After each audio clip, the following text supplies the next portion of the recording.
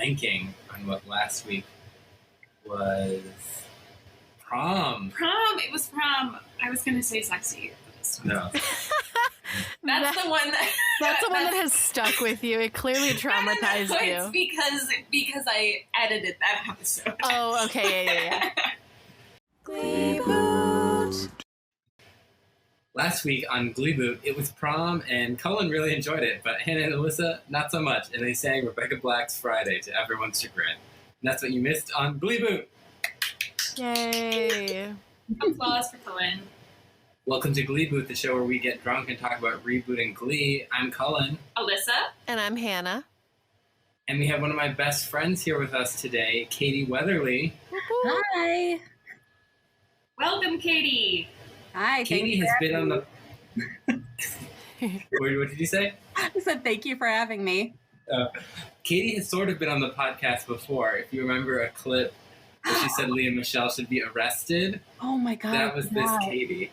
I forgot that. I'm so curious now to see what you think about this Rachel performance. Oh no, Cullen, was I drunk when I recorded that? Yeah. I was. Oh, I'm pretty sure that was like the last time I was drunk. And it was such a great addition to the podcast. We really appreciate it. You're so welcome. Yeah, I completely forgot about that. I'm so embarrassed. Yeah. We have an entire Glee podcast, so we don't see We are constantly embarrassed then. Yeah, yes. That's fair. That's okay. All right. I feel better now.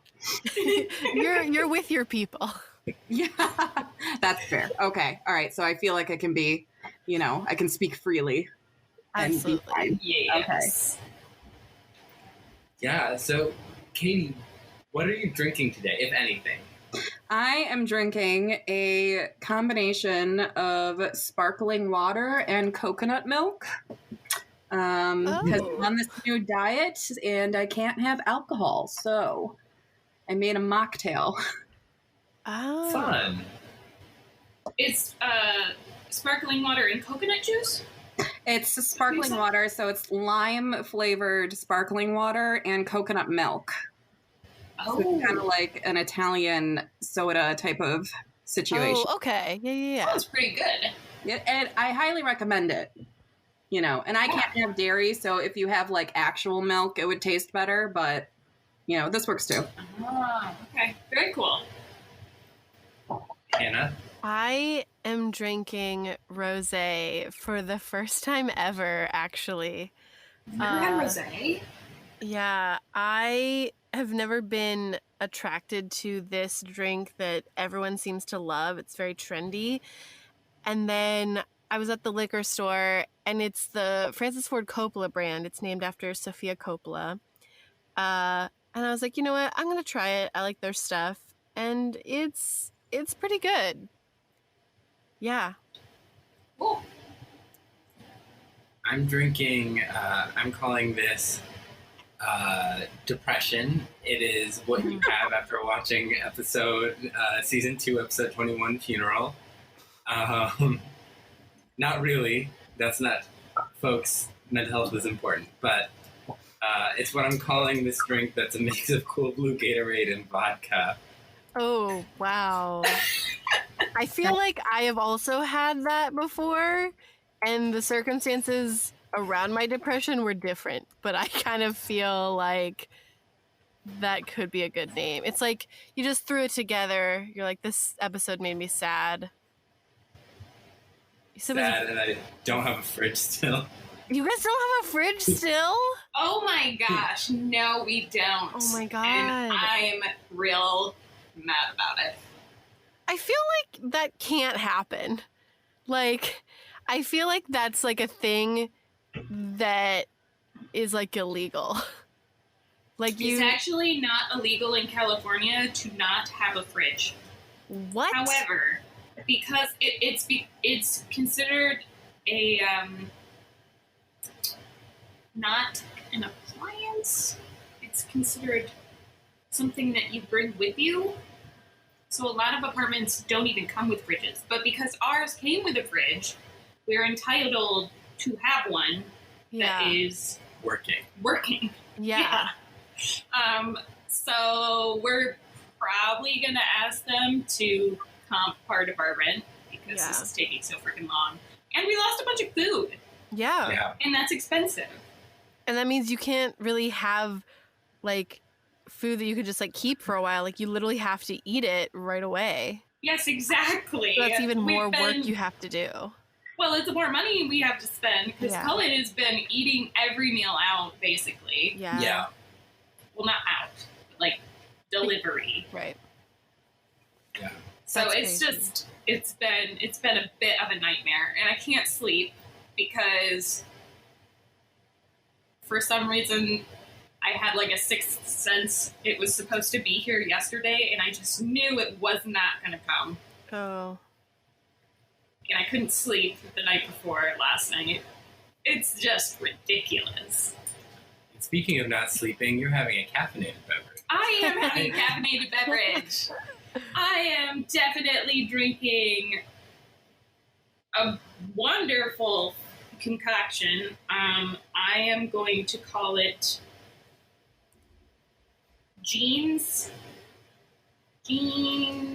Imagination. Jean's Imagination? Yes. Yeah, because Jean was definitely a big coffee drinker. Well, it tastes warm and cuddly like snickerdoodles. Oh. So it's really delicious. And I wanted to honor Jean. It's made of, I want to say like probably 2 ounces of pumpkin spice, 1 ounce, or pumpkin spice liquor, 1 ounce of vanilla bay leaves, and garnished with nutmeg and cinnamon, and then you just pour the rest of the cup has coffee in it. It smells so good. It literally tastes like snickerdoodles. So before we get going with the podcast, I'm going to announce or read out, we got a 5-star review from Ania on May 3rd, so sorry it took so long for us to catch it. What? But it says, wonderful, a really cool podcast that simultaneously makes fun of Glee while making you want to rewatch it all again. 100% recommended to anyone who loves, hates, or has never even watched Glee before. Thank you, Ania. Yay, thank you. Yeah. I wish they gave you like notifications when we get 5-star reviews, but I guess we could just do better to look out for it more. I still freak out every time I like realize that someone is listening to us. I know this is happening at the back of my mind, but it's real weird and really cool whenever someone gives us a 5-star review. Yeah, we love Helps it. people find the podcast. Yes. Share us with your friends. If you think we're that great, please let other people know. Let us ruin their lives with Glee content. Yes. So, Katie, you're a child of the theater. What is your relationship with Glee? That's one way to put it. So I've been a part of the theater for a while, since I was a child. I guess you could call me a child actor, but I didn't really do anything special or noteworthy. I just did community theater. So I really loved Glee when it first came out. I used to own a shirt that said "I'm a Gleek" on it. Yes. Oh my god, that's like a relic. So, I had since given it to I let a friend wear it, and she never gave it back, so I don't know where it is. But that's okay, because I eventually stopped watching Glee because I found that, the more popular it got, the less interesting it became. Just because it was really catering to that, that wide audience. So I didn't like it as much as time went on. And and then as I grew older and learned more about, high school versus, being out of high school and, like following your dreams and, like how, like life of theater outside of, community theater and high school theater. Like there's a lot that I've learned over the years. And then when I rewatch Glee, I'm like, oh, I have issues with a lot of things that happen in Glee.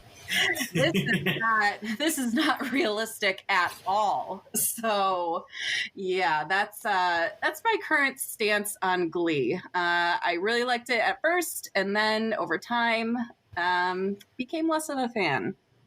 So I'm glad to be here to share my edgy opinions. Yeah, no, that's a really good perspective. Like, I feel like a lot of people have said, like, yeah, I used to like it, and then I'm rewatching it, and then I'm like, So, yeah. Yeah, very problematic. Yes. With Glee a capital loves to be P. problematic. All right, so yeah, this week we watched season 2, episode 21, Funeral. Oh wait, the quizzes. Yeah, you said you definitely did the quizzes. I'm so excited to hear. Yes, I did the quizzes. What should I announce first? Who's your Glee character? Okay, so the Glee character that I got from taking the regular personality-based BuzzFeed quiz, I got Quinn Fabray. Oh, nice. Interesting. I think it's good character. According to my zodiac and how I order pasta, I'm Kurt Hummel. Interesting. Oh my goodness. Which one is more scientific? Yeah. Which is more scientific? I think the pasta one. Yeah, that I sounds want to know right. what exactly pasta has to do with Kurt. Well, apparently everything, according to BuzzFeed. So, yeah. That's amazing. So you're part Quinn, part Kurt. Yes, which is, I think, a nice balance. So Yeah. I'm okay. I'm honestly okay with that. I'm completely fine with that. Better than getting, like Rachel Berry or something.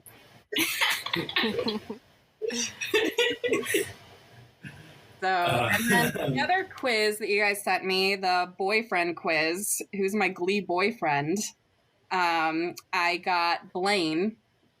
Same as me. Yeah. Wait, Cullen, did you say you too? Yeah. It's because we're from Michigan. That's why. You think Michigan so? people love Darren Criss. Yeah, since that we were from Michigan, and since, Darren Criss is now the sweetheart of University of Michigan, like, that's why we got him. That's my theory. Yeah, BuzzFeed knows these things. Yeah. Obviously. I mean, it's They're tracking your determined. location. Yeah, well, I mean, if it can tell you that you're like Kurt because of the pasta that you order, there's something there. BuzzFeed is Big Brother. Yeah, no, BuzzFeed knows too much about me. They know more than I know. And then, Hannah, did you play Glingo this week? I did, and I didn't get a Glingo. I don't think I got Glingo last week or the week before either. It's just a bunch of random check marks all over the page. Yeah. We did not play. Our printer. You guys got to get on that digital version, though. I got more ink for it. Alyssa didn't tell me that the printer has ink. I did not tell them. Well, it's my printer. It's her printer, yeah. You guys got to get on that Save the Trees. Get on the digital version. That's what I do. I use my, what's this app? The Preview app on my Mac.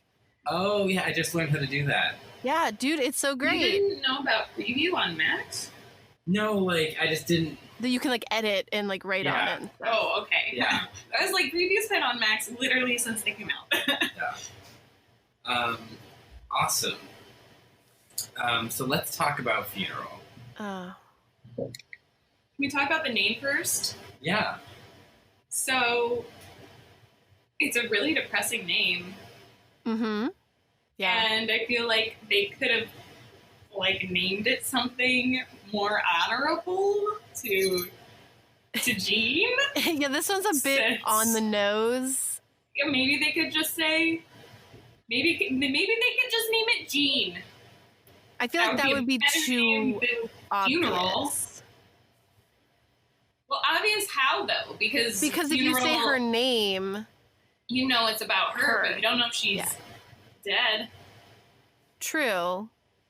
Whereas we already now know that someone died, but we're not sure who. Glee loves their one-word names like mattress. Yeah, and then others that like vaguely just don't make sense, but then if you think about it, I guess it makes sense. Like special education. So, uncomfortable. So, well, what if they named it like I Miss My Sister? I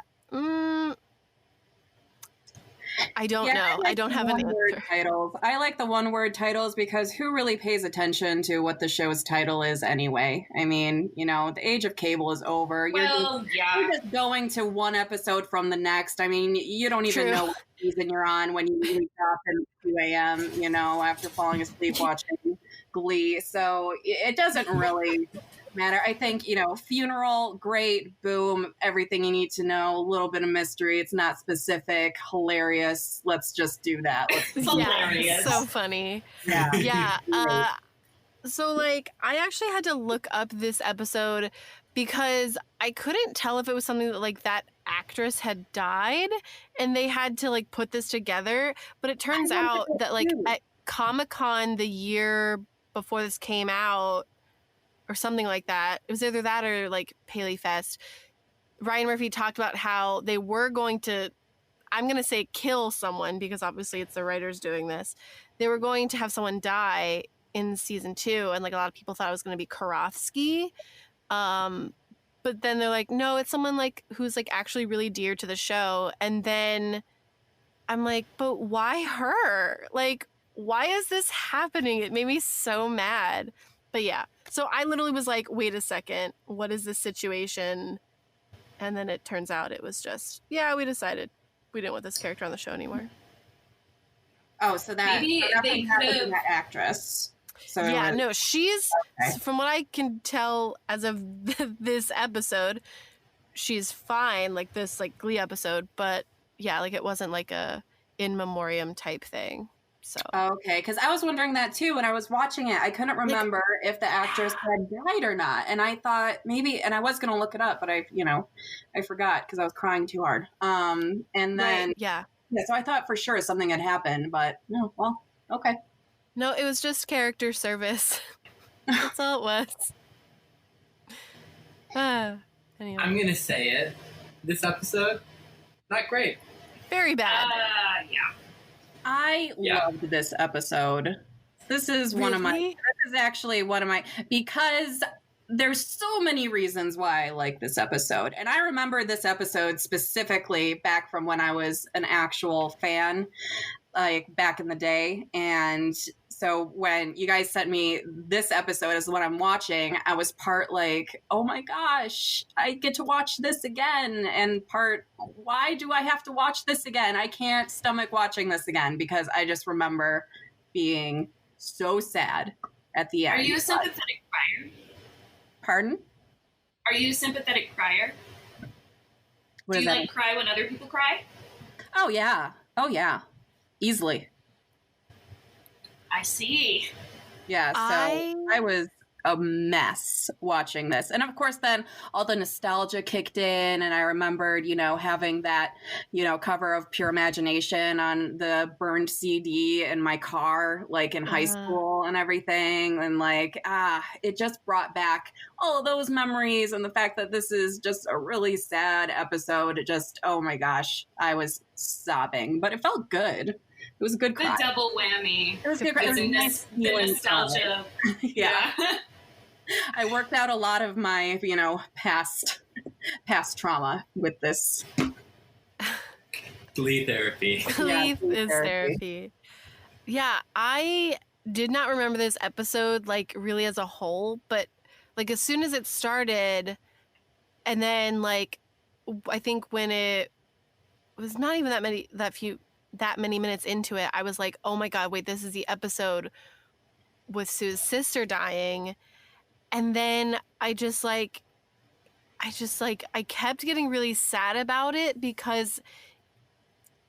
but I was also really angry because it didn't make sense for the show. And so I think that's part of what kept me back from liking any part of it, was that it just made me really angry.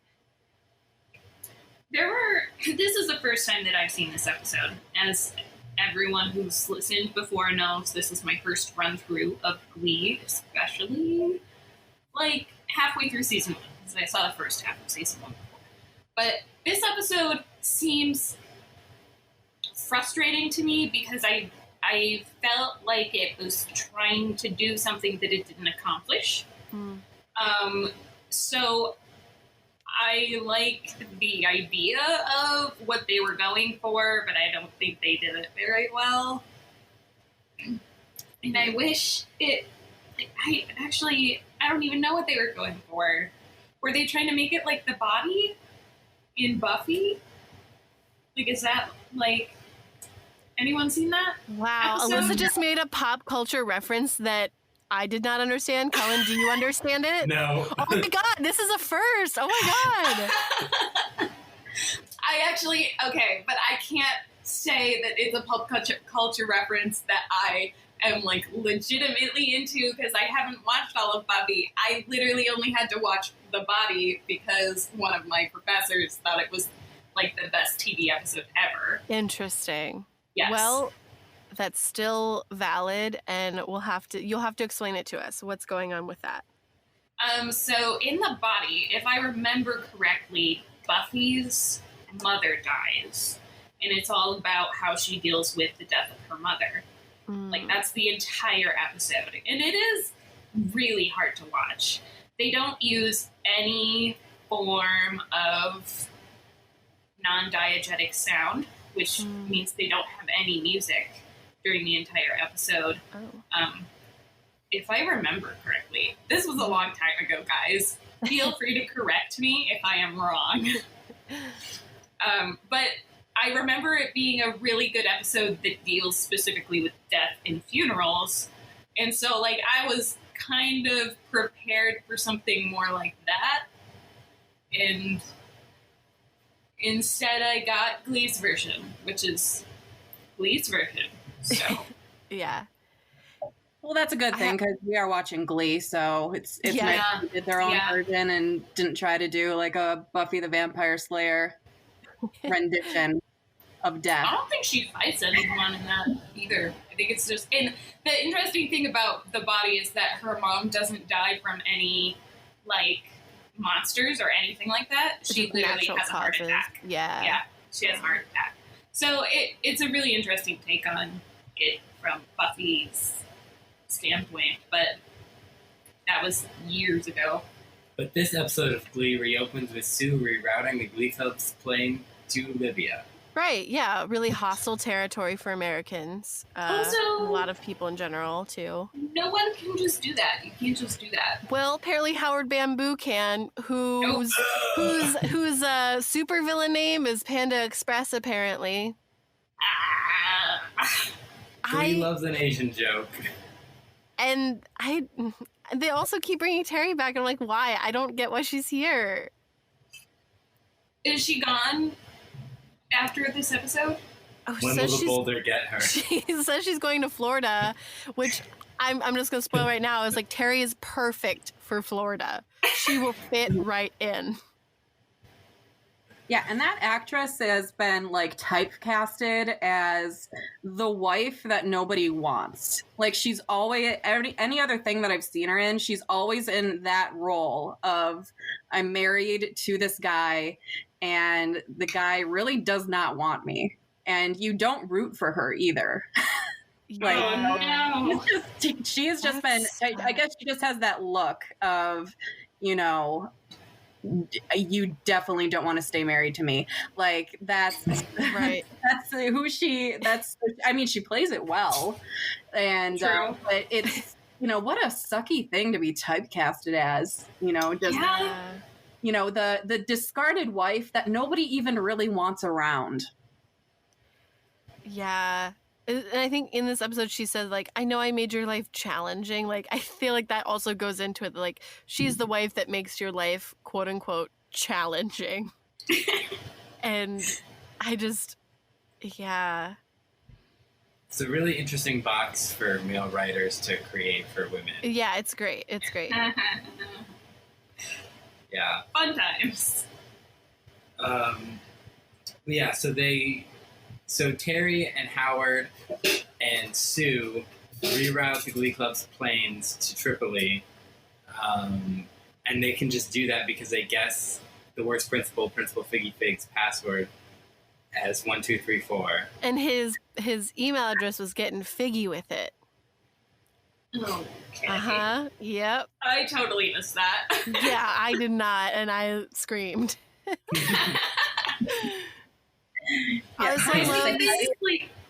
Good. I just loved that whole scene. I love that whole scene because it reminded me why I liked Glee in the first place.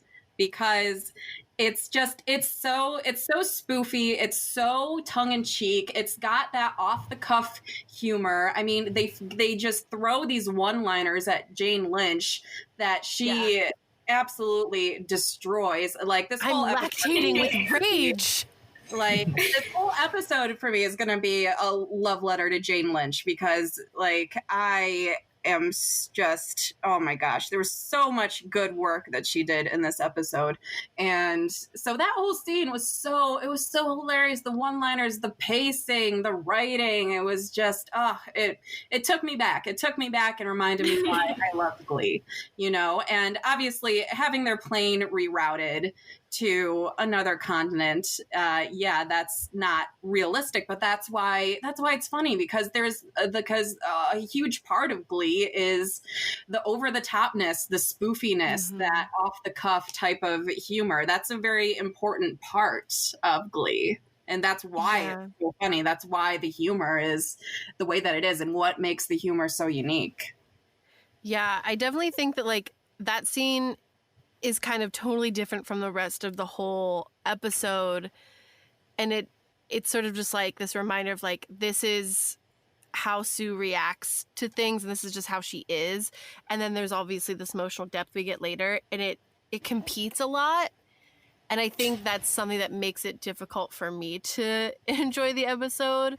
Really? I totally disagree because what we see in this episode is another side to Jane Lynch's character that we, just haven't really been exposed to, and it really showcased the complexity of Jane Lynch's acting ability. The way that she is still maintaining this, this front of Sue, what we know Sue to be, but then revealing that other layer, that softness that she has, which she really only shows with her sister, and really seeing her deal with grief and like how would Sue deal with grief. And I think she had a perfect balance of, Sue and showing us something really raw and real.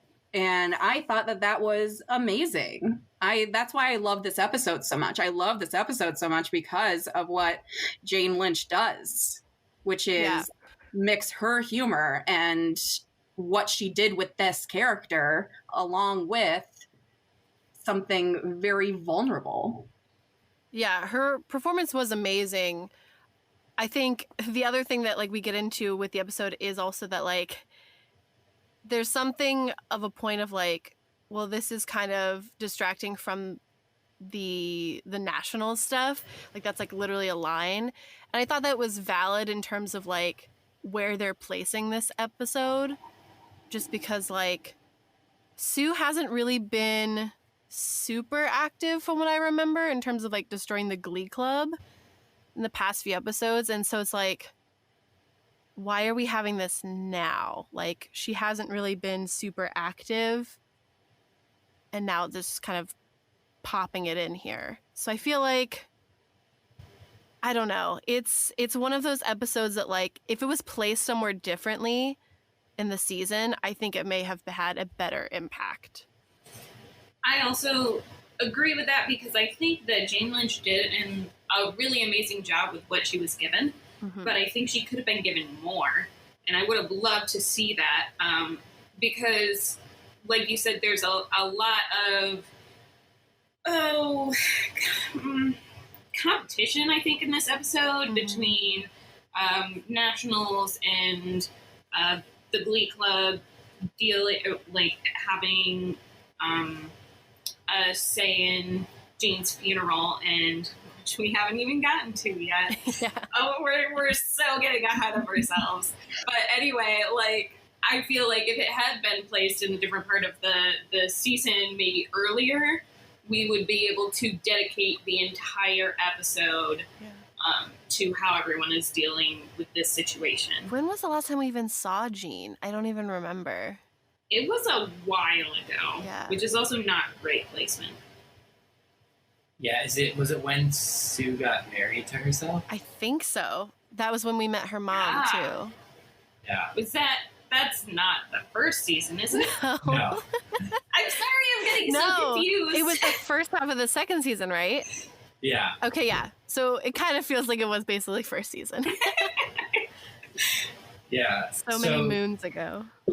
Many moons ago. So Becky and her mom ask Will if Becky can join the Glee Club because Becky was kicked off the Cheerios by Sue. And Will is like, hey, we're away from a week away from Nationals. I can't add any new members. And then he comes up to Sue and is all like, how could you do that to Becky?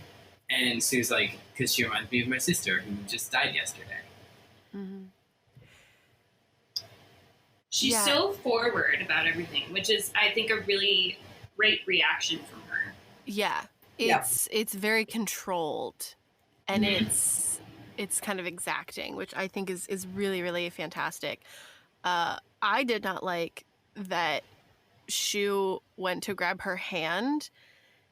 Didn't care for that, but like, I guess there is sort of just something about that, him trying to connect with her, even though he's like always angry with her or whatever, that kind of underlines the rest of this part of the story.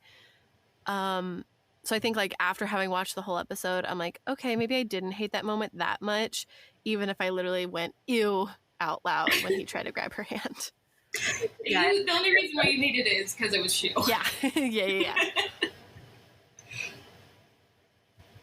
Yeah.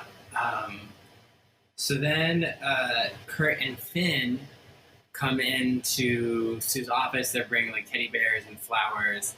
And Sue is like, I had to throw most of the flowers out because I'm allergic to pansies. No offense to either of you. That was a good one. And they're like, hey, we both know what it's like to lose someone very dear. And they try to reach out to her, and she's like, I'm upset. I'm angry because, she was the nicest person and I'm probably the meanest. How come she's not here and I'm still here? And she has this great monologue about it. And Kurt and Finn agreed they want to plan a funeral for Jean. And they pitched this to the Glee Club. Well, this is after they find out that Sue is not going to plan a funeral. Like, she refuses to plan a funeral, and she refuses to go through Jean's possessions at the assisted living home. And she's very separated, it seems like, from the whole situation. Yeah, for sure. At this point.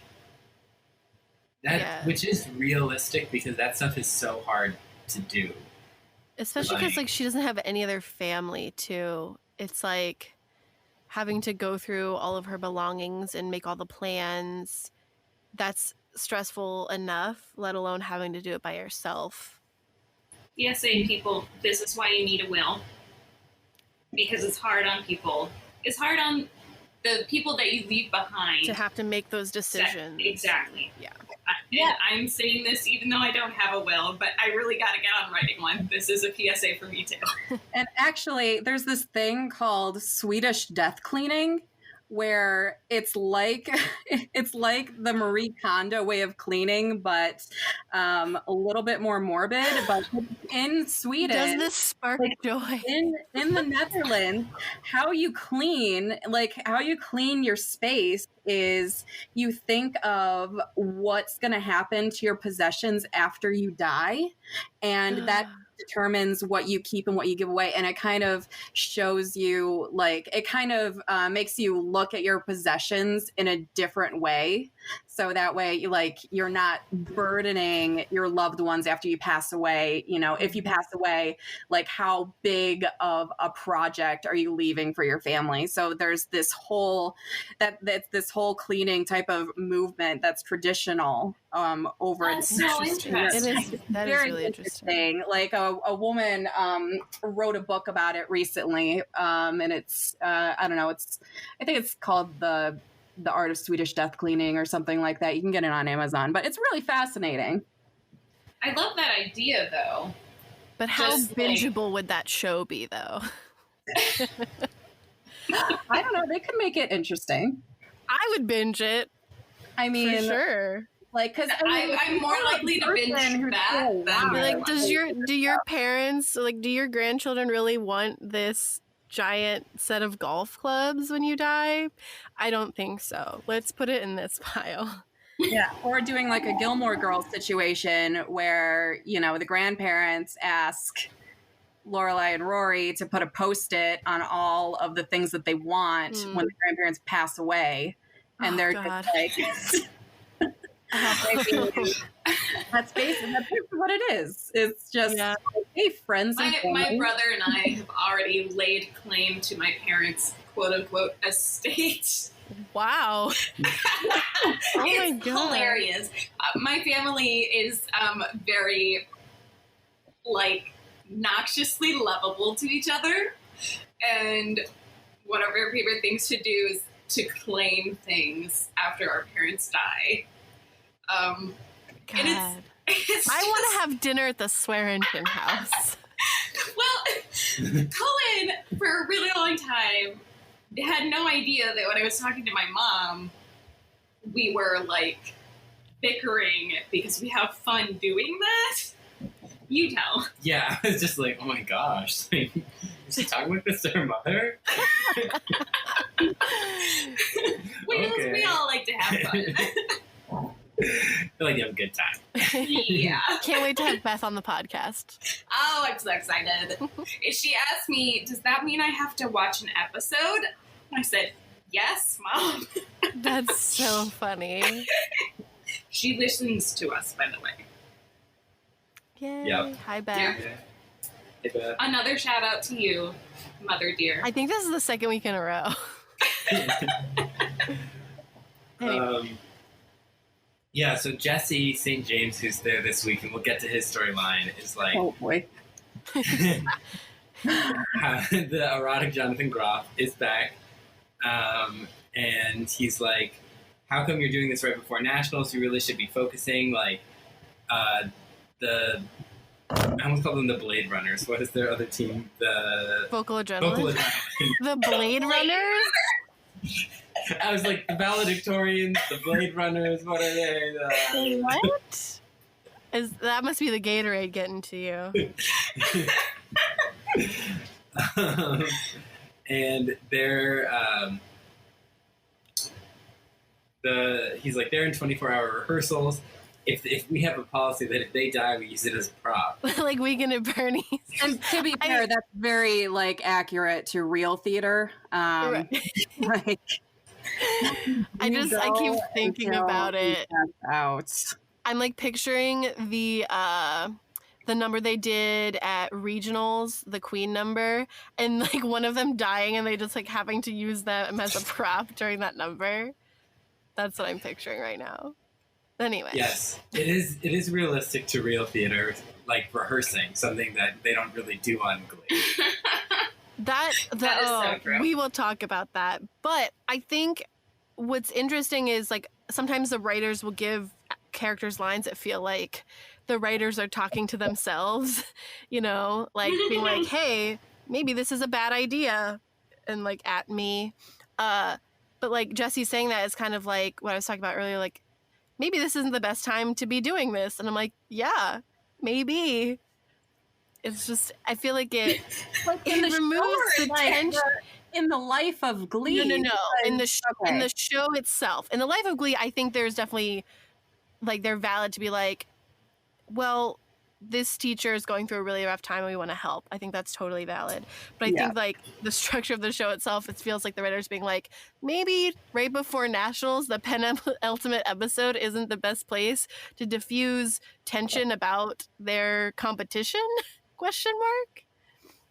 Or it really just takes away Sue as a possible threat. Villain. Which you know what also I mean? So then you're kind of wondering, like, oh, well, if Sue's out of the picture, then what's going to happen? What's going to go wrong? Because you know something's going to go wrong. Otherwise, there's no plot. Right. So I guess it does add a bit more mystery because, of course, we've only seen Sunshine Corazon twice ever, and she's still a thing, I think. Is she? I think she's still there. She's a vocal adrenaline, right? Yeah. Unless she's died and they're using her as their prop. Oh my goodness.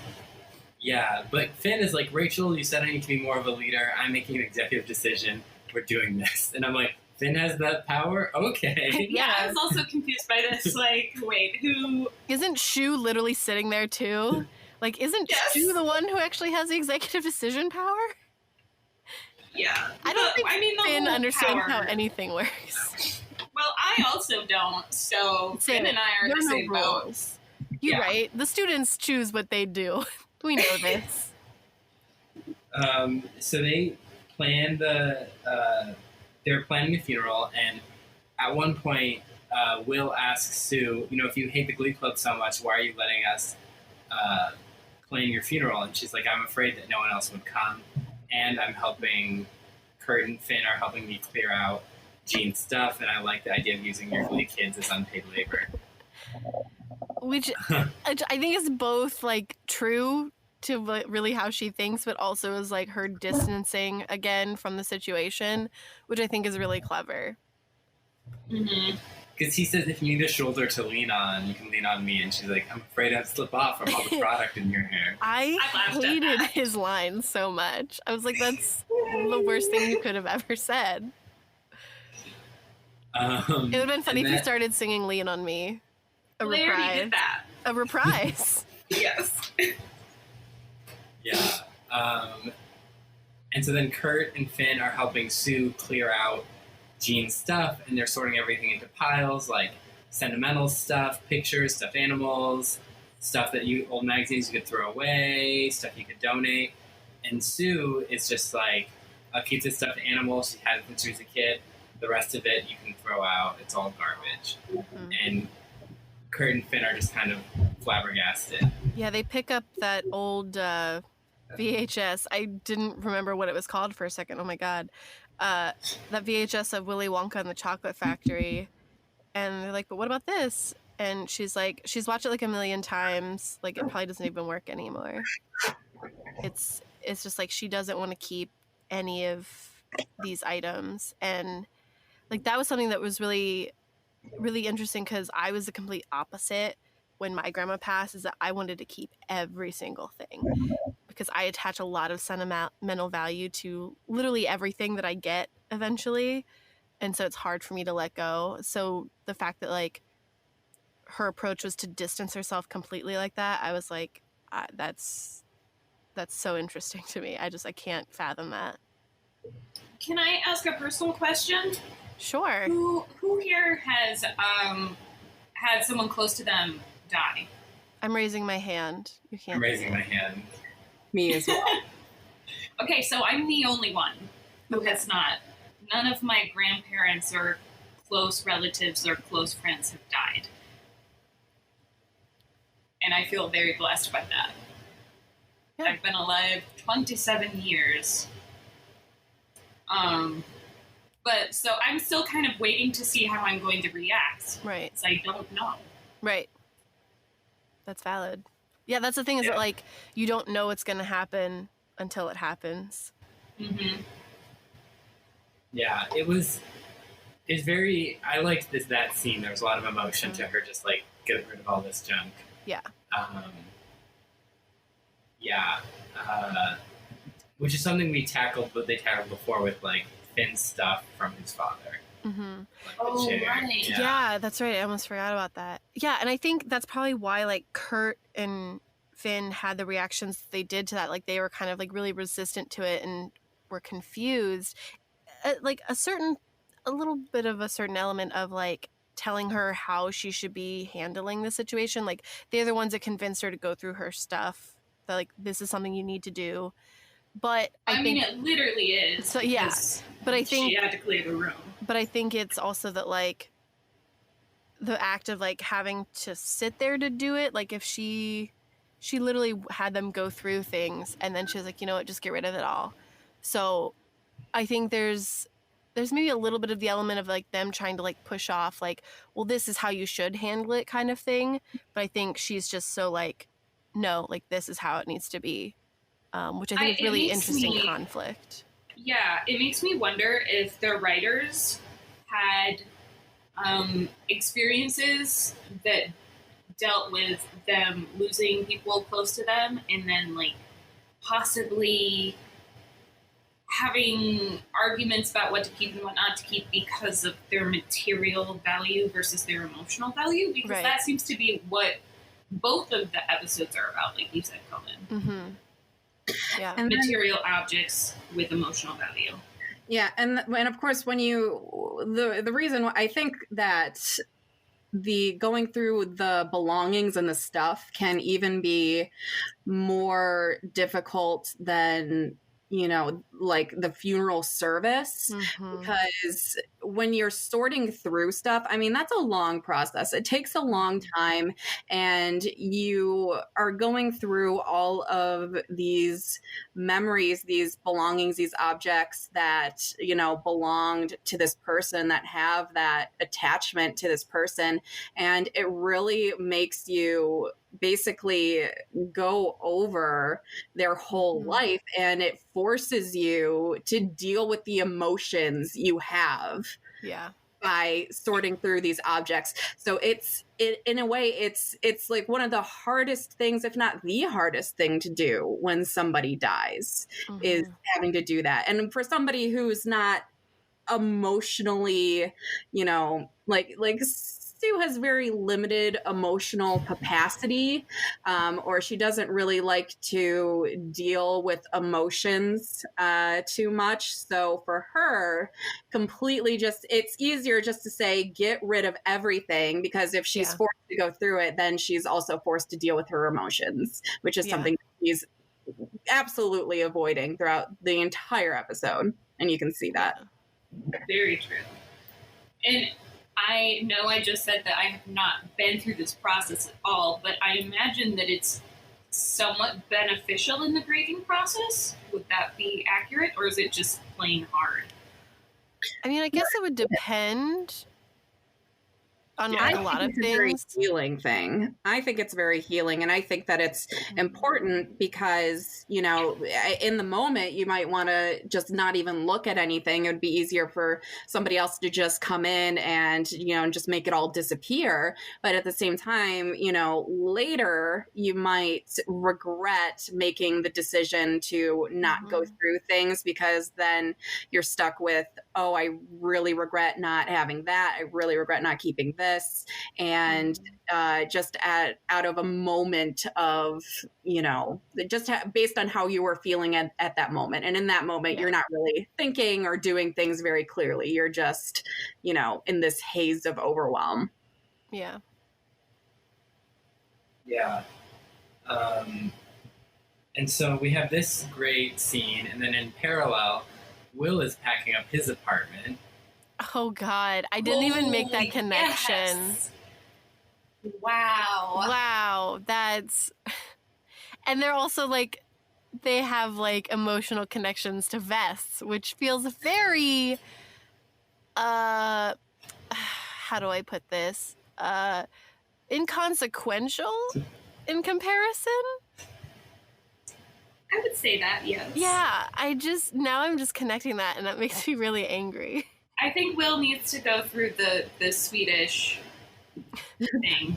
What is it called again? It's called Swedish death cleaning. Yes, Will should do the Swedish death cleaning. Yeah. Get rid of his parents all want his but collection of three his vests? I don't think so. Throw them away.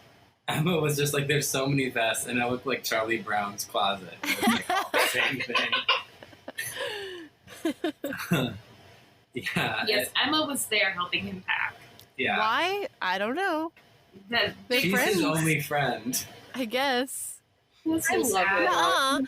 Coach Beast they're really good friends, but she hasn't been in an episode in forever. Honestly, I feel like it would make more sense to have Coach Beast there. Right? Like, I just don't understand. I literally wrote, I'm like, glad Coach Beast is a thing still. So, that's in my notes. What were you going to say about Emma, Katie? Oh, I love her. I absolutely love her. I remember, her being one of my favorite characters when I watched the show at first, when it was first airing.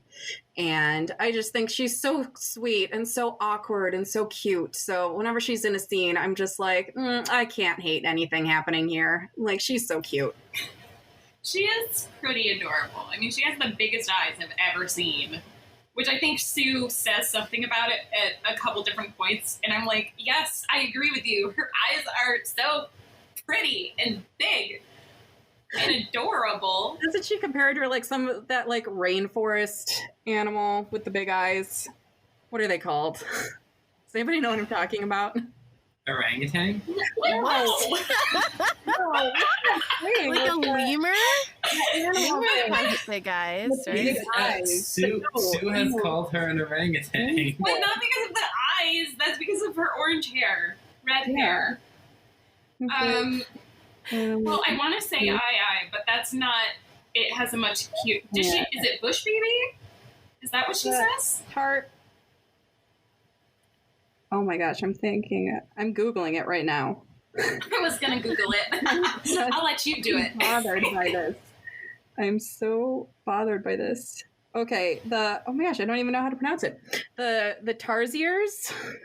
It's Tarsiers. I know she didn't say that, but that's what I was thinking of. I feel she definitely makes a reference to a large-eyed animal that everybody thinks is cute. Oh. Yeah, I don't know what it's called. Hazier, that's how it's pronounced. Hazier? It's like a really it's like a big-eyed squirrel. It's like if E.T. turned into a squirrel. Like, that's what it looks like.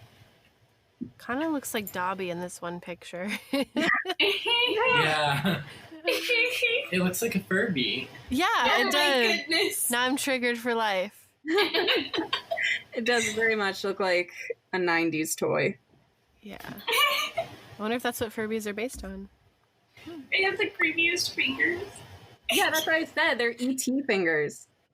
Yeah. Anyway, that's what I was thinking of. That's who Emma looked like. On the wildlife corner of Gleeboot. Katie's Wildlife Corner. Oh my gosh. Yes, I can come up with A recurring segment. That the Gleecast looks like. Oh, fantastic. So they're packing up Will's vest, and then there's one vest. He's like, that was the vest that I wore the day I met you. And Emma's like, well, I think it's time to let some of these things go. And she puts it in the giveaway pile. No, she does not. She hands it to him, and he puts it in the giveaway pile. It is very key. Because then you see Emma's face, and she's like, oh, I didn't actually want you to give it away. I missed that. I think I was looking away from the screen for that whole scene. Well, because the whole thing is Shu is going to New York to be in April Road's one-woman show, and Emma's all like, in her one-woman show. That was very key that you said that, because from what we understand, that's what happens. But it's still a one-woman show. And she's like, you need to follow your dreams, and he's like, oh, it'll probably close on opening night, and I'll be back in time for the fall, because he hasn't told the kids that he's leaving. because he doesn't expect to be gone. He doesn't want to distract them from nationals. Yeah. So this is all parallel to the Sue stuff. We had to put it in somewhere. Is it supposed to be like very obviously parallel, as in he's leaving and never coming back? Like he died? No, I think really it might just be the packing thing. Like, yeah. Okay. I think it may be that, and that's just I don't like it. It's just showcasing different forms of loss.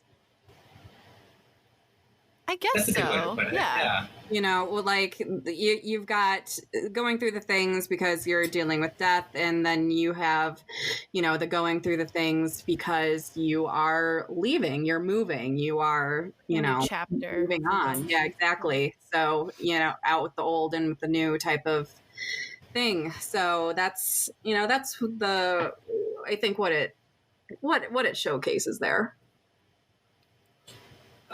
It's a bit less morbid than where my brain immediately went. Yeah. Or just another connection is just how objects hold so much sentiment and value and symbolism. You know, something that we don't really think about. Yeah. Yeah. So now it's time to talk about the big funeral.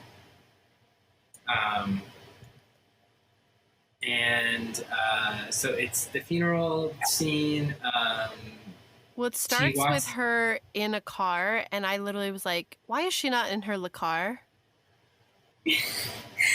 She talks about it all the time. I was distracting myself from knowing what was coming. That's what it was. And she gets out, and she talks to Will, and they walk her into the funeral, and inside Pure Imagination starts playing, and you see like it's Willy Wonka decorated. Like there's giant mushrooms and giant candy. There's literally I literally wrote, oh God, no, not the saddest cover of that Willy Wonka song. So I hate Willy Wonka. Like the original version, or do you hate both? Both of them. Interesting. I don't like them at all. Okay.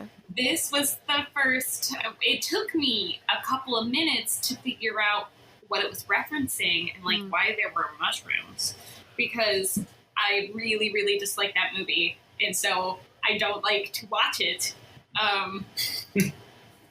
because I think it's creepy and weird. Yeah. I also don't like the old version. The new version, I haven't seen in a while, and I think I would probably not like it now. I haven't seen the new version. I've only seen the Gene Wilder version. Well, they're both creepy and weird in my opinion. But anyway, when I finally got to that point, I was like, wait, what's happening? Because I didn't realize I missed the part where Finn and Kurt found the VHS of Willy Wonka. Yeah. Yeah, I totally missed that. So I had to wait until they were like, this was her favorite movie. It would have made way more sense if that we had seen this connection with the Willy Wonka movie earlier, and then this happens a couple episodes. Yes, and then this happens when a couple she's actually alive. Yes, because you're right. It's very tenuous. Like you have to have paid attention to that. Yes. Now I will say this is the first time that I heard the cover this song and actually enjoyed it. Yeah. But let's not jump ahead to the cover of the song yet, because there's a lot that happens in this scene.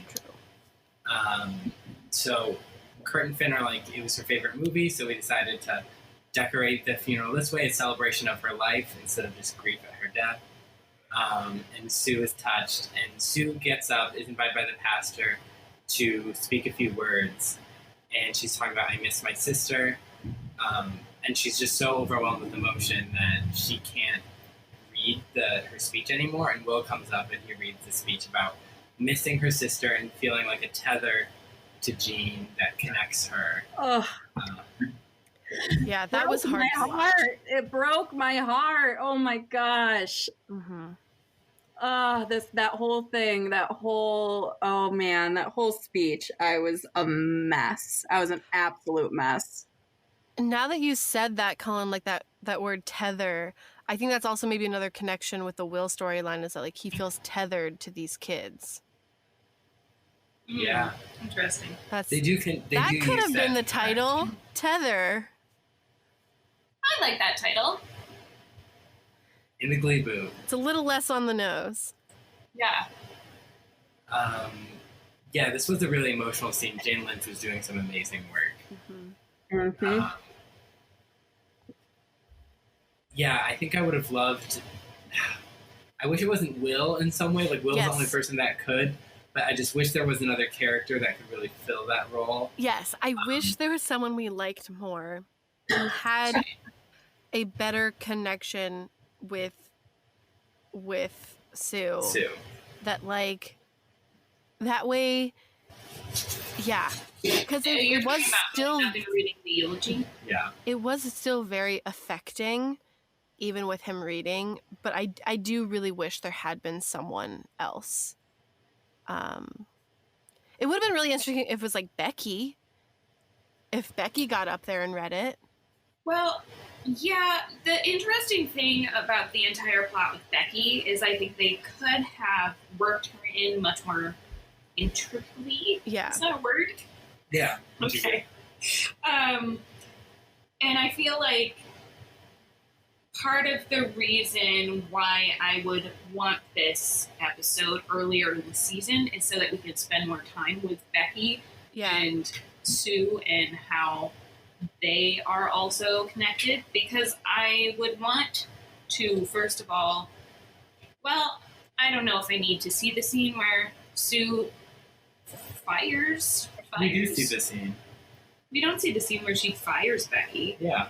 Yeah, she walks in the hallway and she's like, Becky, put your pom-poms on my God, desk. I totally forgot. Yeah. Was it a flashback? Yeah. That's why I forgot. Maybe you see it in order. Anyway. But then the reason didn't it why... start with that scene? It should have started with that. Yeah. And then the interesting thing is, like, I wish that Becky would have gone to Glee Club and been accepting in Glee Club and not like it.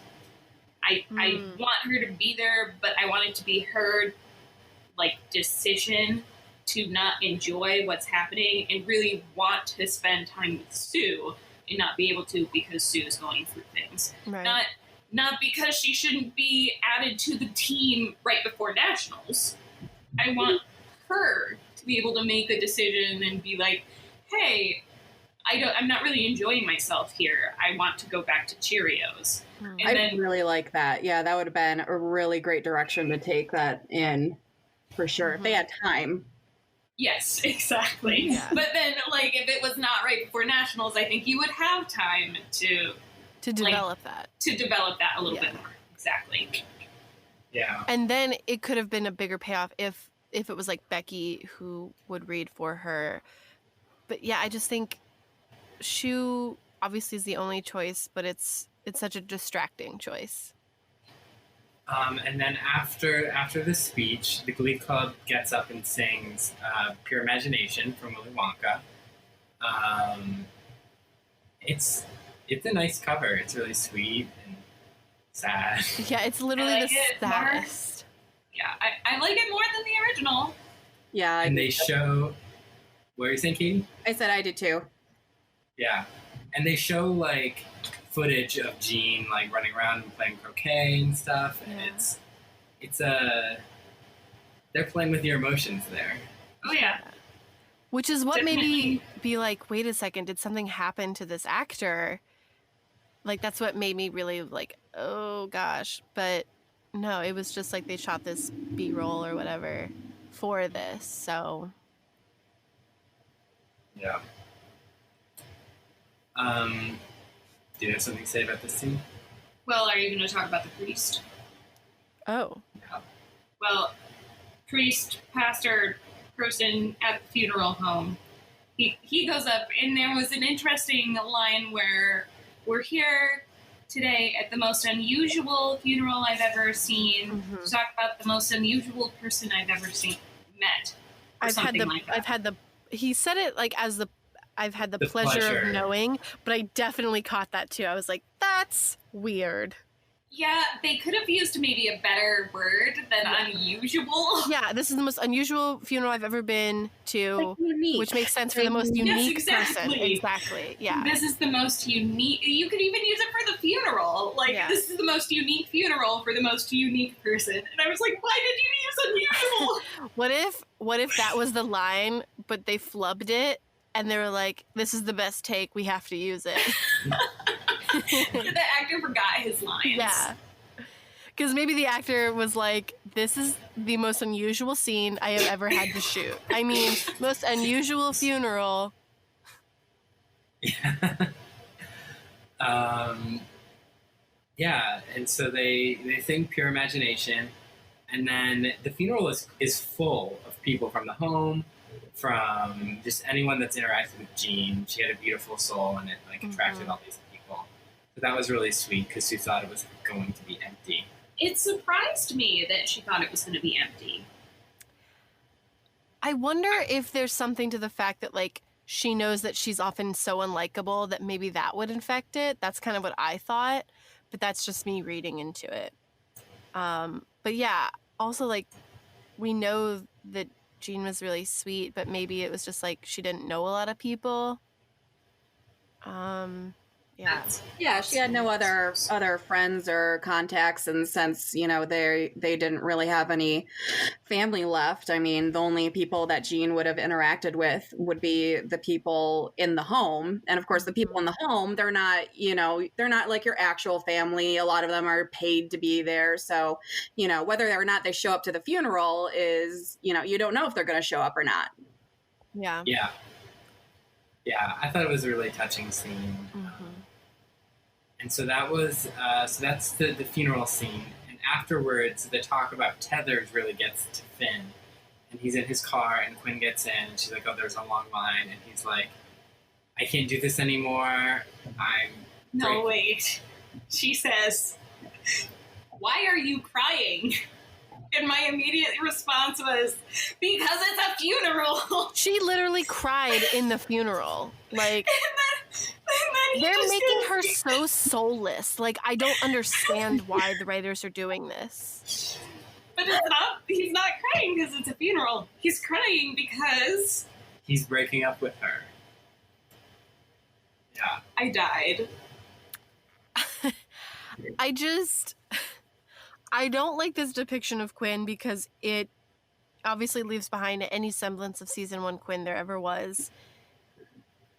And it just, like, it doesn't make any sense why they have to make her seem so soulless. Like, he could be crying for any number of reasons because this is really sad, but, like, the actual reason, whatever it is, like, why is she questioning him crying? Like, she should be like, everything's okay. Like, she should inherently be like, "Oh, it's the funeral.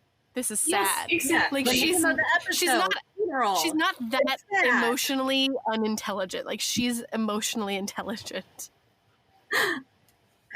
Yeah, but she's like, "It's because of Rachel," and he's like, "I don't feel that tether to you," and she's like, "But you feel it to her." And she's like, "I'll stay with you. You'll get over your thing with Rachel. Next year we'll be prom king and queen." And he's like, "No, don't you feel anything anymore? This is real. This is happening." And then she cries, and she's like, "Is this real enough for you?" Okay, yeah, I have an interjection. I have something to say about that whole thing because, okay, first of all, if you are saying to anybody, like, "I can look over your confusion about this other person," like, just leave them. Leave that person. Don't ever say that to another human being that you're supposed to be in a relationship with. Don't look past all it. Just break up. Just break up, honestly, because if they are not 100% like wanting to be with you and they've got some confusion with somebody else, just leave them. It's not worth trying to convince them to stay. That's just flat out. All right. So that's just such a huge red flag when she said that. And then she says, "Is this feeling enough for you?" But, like, all she did was have like one single delicate tear fall down her face. And this is how I know like the BuzzFeed quiz got me totally wrong, because I'm there like ugly crying with like little snot coming out of my nose, and like my makeup's everywhere, and she's just like, she looks perfect and amazing, and it's one glistening tear, and it's like, is this enough feeling for you? And it's like no, go Viola Davis, get that snot out of your nose. Gorgeous, Quinn. I'll believe you when you have snot coming out of your nose that you're feeling anything. Like that whole thing bothered me so much. This whole conversation probably shouldn't have happened here. Yeah. Right after the funeral. Yeah. Or bad maybe timing. Just, introduced in a different way. I don't know. All you had to do was reverse the roles a little bit, where Quinn is like, why are you crying? Or not, why are you crying? She would just say something like, hey, I'm here for you. We're all upset. And then he would be like, I'm not crying because of the funeral. But then, of course, Finn looks like the bad guy, and Quinn looks like the good person in the scene if you reverse the roles. But I still think that would make more sense, character-wise especially, even, because he's not been great the past, 5 or 6 episodes. Yeah, no, last episode, he literally was talking to Rachel about his girl problems with Quinn, and I'm like, cool. Awesome. Love it. So, what is Quinn and Finn's celebrity couple name? Quinn. Finn. Quinn. Finn. I think it's something with their last names, right? Probably. Fudson. Fudson. Yeah. Hubray. No, they're Fudson for sure. I love it. Well, there goes the end of Fudson. Fudson, the ship has sailed. I'm obsessed.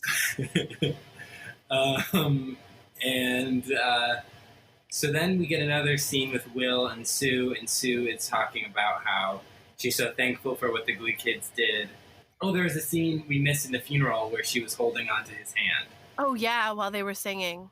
Yeah. Which that is kind of the thing that, like, okay, I see that, like, at first she rejected that, and then the second time she was the one reaching out for help. So it full circle, I get it. Okay. Yeah. And she's like, I thought my sister would live so much longer. I thought we'd grow old together, but it turns out that wasn't the case. She's like, I spent so much time hating on your Glee club. I always pick a new favorite kid that I hate the most. Lately, it's the dancing Asian.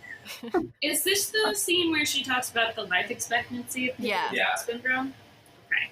Yeah. Yeah, she says it was like 30, and then, of course, she kept getting older, 35, 40, etc. Which I didn't realize it was that young, the life expectancy of people with Down syndrome. I didn't either. I also did not realize this. I wonder if that has changed at all. Yeah, I know it's somewhat younger, but I didn't know it was 30. Yeah. Like 50 seems more accurate. Right? Yeah. I wonder if there's any more research done that would change that statement. According to the Mayo Clinic, in March of 2018, it says some people can expect to live more than 60 years, depending on severity of health problems related. So, yeah. Great. Good. Yay, science. Yeah. So she's like, I'm going to stop. Thank you so much for doing the funeral. I'm going to stop hating on Glee Club. Which definitely happened, like, before. She's like, yeah, I'm done with Glee Club. And then a few episodes later, she was obsessed with Glee Club again. Yes, this has happened. So I was like, okay, I'll see it when it happens. But I like what you say you want to do now. And then there's a scene where she brings Becky Becky comes into her office to drop off her pom-poms. And Sue is like, actually, keep the pom-poms in the megaphone. You're going to be cheer captain next year. And she's like, oh, gee, thanks, coach, and she's like, before you leave, one more thing. Give me a hug. Which I did not like, just because educator-student boundaries. Yeah. Yep. I was just like, ugh. The realism of it, yeah, I was like, ugh. But, of course, understanding the context, I was like, okay. It was jolting at first, though. It was, jolting is a good word for it.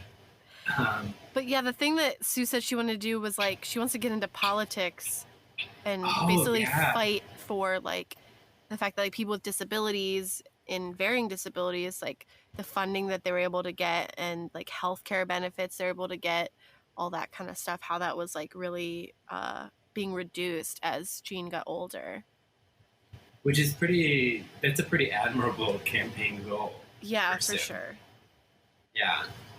What was her party again? The Sue Sylvester Liberty Party? Something like that, yeah. And so there's one more little scene in this kind of funeral storyline. At Glee Club, Finn says to Quinn, "Oh, like, thanks for not quitting Glee Club. It's really cool of you." And which, the audacity to assume that she was only there for him. Right. But, I was like, what are they even talking about? Yeah, I didn't actually really understand that conversation at all until you literally just said it right now. and she's like, "Oh, don't worry." Then she's like, "That would ruin all my big plans for New York." He's like, "What plans?" And she's like, "You'll find out." And it's like, "Look at the new villain for the finale, Quinn Fabray." Oh no, I'm definitely rooting for her. Yeah, she deserves way better than everything that she's been getting. I don't care about anyone else in New York, just Quinn. It backfired for me. They're like, "Look at this villain," and I'm like, "Yes! Go, Quinn!" So that's the end of, like, the funeral, Finn and Will story. Oh no, there's more. Oh, yeah. Because Terri comes in and reveals that she rerouted the planes to Libya, but then she got on the phone with the head of American Airlines because she said she contracted monkeypox in one of the bathrooms. When she said that would never happen, they're immaculate. But it turns out the VP is a big supporter of the arts, and they got first class tickets to New York. That's You're convenient. talking about American Airlines, and I think that's one of the airlines that is filling their planes to capacity right now. Nice. Yeah, so I'm just kind of like, I wonder if that would actually happen, if monkeypox was a real thing. Also, like, no airplane bathroom is immaculate. It's inherently disgusting. Don't use airplane bathrooms. Ever. Yeah. And then unless you have to go to the bathroom, then it's okay to use them. Yes, Yeah, just very go. true. I was like, there are exceptions to the rule. Do not wash your hands. Just use hand sanitizer, because that water, they rarely empty and clean out those water filters that they have. Don't drink the coffee, or just like only drink bottled water. Yeah, there's a lot of things that I've read from like flight attendants and stuff. They're like, yeah, you might not want to do some of these things. Fun fact. Or not so fun. Or not so fun. And then Emma comes out in the sweater that Will was going to give away, or the vest. Hated that. That was a little stalkerish. Like, yeah, just a little. Like, I'm gonna kidnap you and then make your skin into a suit type of. Make it into a vest. Like, into a vest. Yeah, that was a little bit. I mean, she wore a brooch on it, but. I mean, usually she looks great in anything that she wears, but that vest was not good. Yeah. And she's all like, "You're following your dreams, you give so much, you deserve this, go off to New York and be on Broadway." And that's the end of the Will, Finn, and Sue stuff. Yeah, what part that he deserves, I don't understand. I don't think he deserves anything, but, Everyone deserves something, Hannah. Yeah, he deserves to stay in McKinley and just stay in Lima. Is that really what you want for everyone else? Yeah, some of these people are terrible and they deserve each other.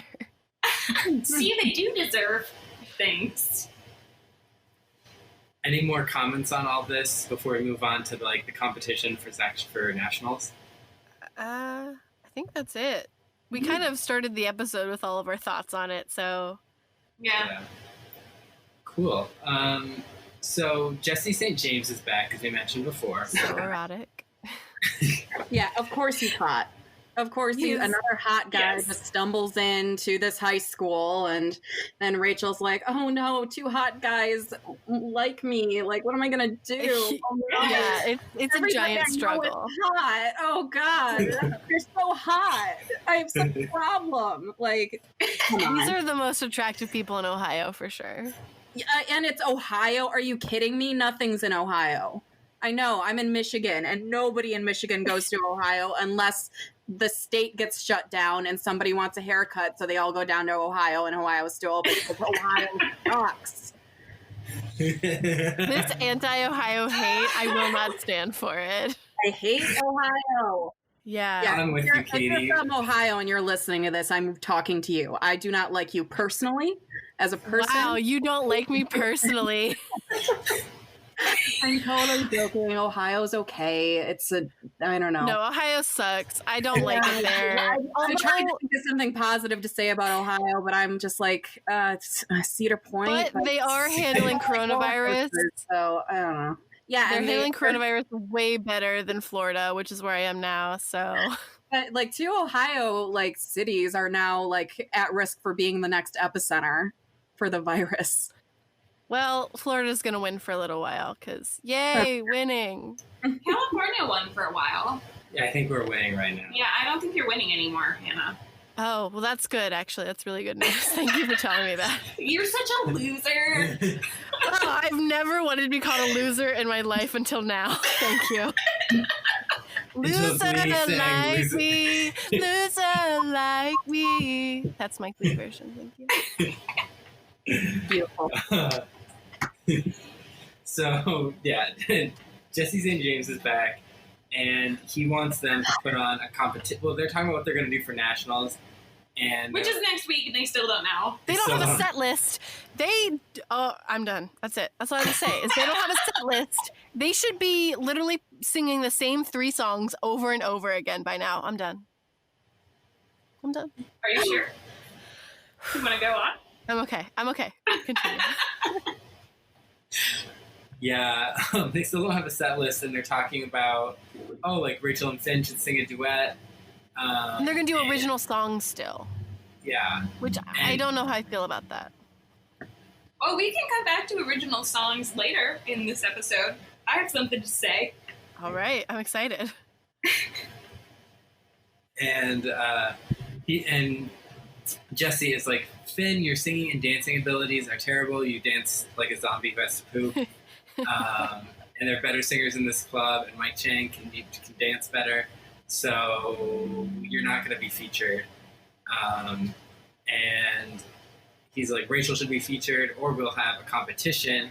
Because first he says Rachel, and then he says, no, we'll have auditions to see who will sing in nationals. I actually thought the audition was supposed to be for guys, and that like Rachel was inherently in on the girl side, and that it was just going to be guys auditioning. But then they weren't very clear about that. Yeah. And then I was like, oh, Rachel still has to work for it. Interesting. Well. Yeah, but does she? Yeah. No, he does not. Yeah, and then Rachel, then afterwards Finn is all like, because Rachel's like, you should audition and to be the lead, and Finn's like, all that confidence, all that I've been working towards in 2 years. Jesse just shot it all down. I don't like him. Part of that was just like, it seemed to me that like Finn was complaining that he had to audition instead of just being given the role. And I didn't like that. It did kind of feel like that. But I'm also like, then why didn't Sam audition? Like, because Sam was all like... I actually wanted to see Sam's audition. Yeah, I was kind of confused at like, because he's like, I agree with Jesse. I think that we should shake things up if we're going big time. Yeah. And he although Finn's reaction to this whole thing was like the epitome of teen angst to me, where like you decide that something's unfair and then you like throw down and make things worse for yourself and nobody cares. You know what I'm saying? Yeah. Been there. Yeah, like when you're mad that the teacher assigns homework so you don't do the homework. Nobody cares, but you're gonna get a bad grade. Like, you just sabotaged yourself. Can't relate to that example, but I get what you're saying. I was such a goody two shoes. I did whatever my teachers told me, like homework I had to do. They're like, you have to do this 1,000-word essay and all these problems. I'm like, you right, I'll do it. I just want to graduate. I mean, I was also a goody two shoes in school. I think I remember that from my brother doing things like that. He's like, I'm really gonna show him. Yes, exactly. That's hilarious. It's like the same thing where Finn's like, I've been working for 2 years for this, and now one person crushed everything, and I'm not going to audition. And I'm like, well, actually, if you had auditioned, you might have had a chance. Exactly. Like, this. What a doofus. What are you doing? Do you Let's see if Finn gets a solo. Auditions are just clearly rigged because of the type of person Jesse St. James is? Yeah.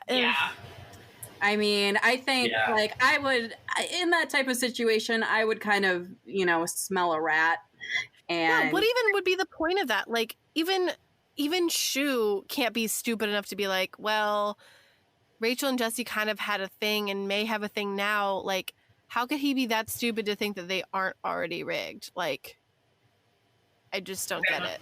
I don't know. He probably thinks that he has more power than Jesse's willing to give up, type of thing.